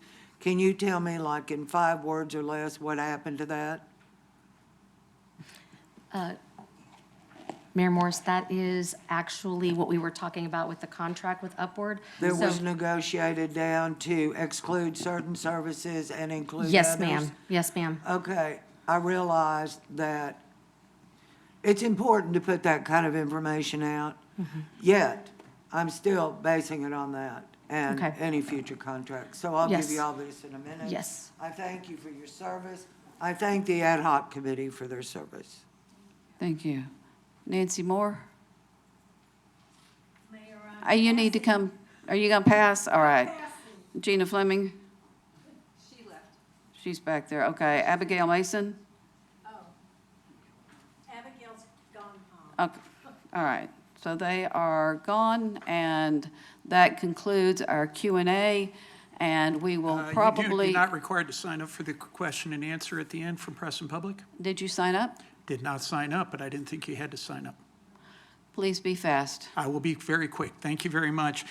Clarification, Rob Rourke, clarification, 640,000 is the total that we had and that we still have not spent all of the money that is allocated for EPS, correct, out of their 500,000. You gave a number earlier, 640,000, that included the 240,000 for Salas Architects, 130K for the Upward, and then we still had a balance left with EPS, and I think you gave a number of 640,000 we've spent so far, correct? So let me say what we've spent to date that I'm aware of. Economic and Planning Systems is $264,948. Lopez Salas Architects is $247,719. and Upward Communities is, that one's the one that's changed. I have 103, but it's different now, 130, right? I think. 130, I Yeah. think it is. It's page 16 of the packet will have what your the answers to your questions. Okay. And the EPS contract is 449,000, I believe. Yeah, not 600, 449. Okay, thank you. The other question I had, thank you also for the serendipitous show of the webpage just about 24 hours after the community had asked for a meeting. So thank you for getting that webpage up and going as quickly as you did. Steering committee, are there any plans to make a formal committee that is not an ad hoc committee, that is not under, so that it is then following along with the rules of Open Meetings Act? We have a committee. They are following the Open Meeting Act rules. There's no intent to Okay, I'll not do email- that. I'll email you my questions on that then, Mayor, because it is an ad hoc committee, and that's been part of the problem. I do believe with a lot of the communication is that the formal notices and things like that is because it's an ad hoc committee, not a formal committee, but that's, It's a formal committee. It's just Okay. not a permanent committee. okay. But we have been abiding by rules for TOMA. What I'm not sure if you heard, Mr. Rourke, was that all the presentations are on the website, but we're also planning to start posting the agendas and the meeting notes. So it's not necessarily like meeting minutes, because there's not a chair that calls things to order and does all that, but we are going to put the meeting notes. We have had always at all the meetings, we've had people that have come from the public, so none of them have been closed. And typically, even at the last meeting, there were public questions that were asked, and nobody prohibited anybody from the public from asking or answering any questions. So, I do want to just mention that. Yeah, we're a tad on the informal side, but we are meeting the law. One last thing.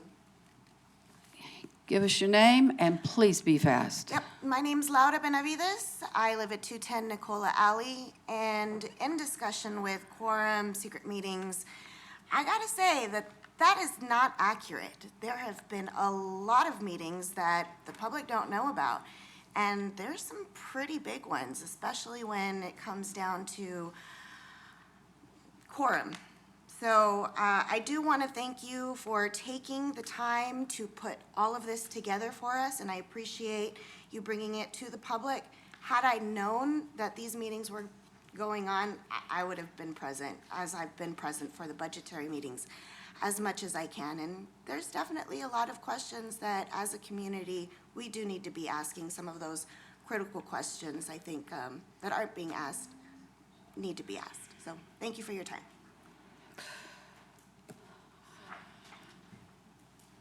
There wasn't. Okay, I am going to adjourn this meeting at 5:57. Council, we've said that we're going to push the executive session. Do we want to take a break and come back at about 6:15? All right. If the control room can put something up on the where this meeting would normally be to say that we're going to come back at 6:15. Thank you.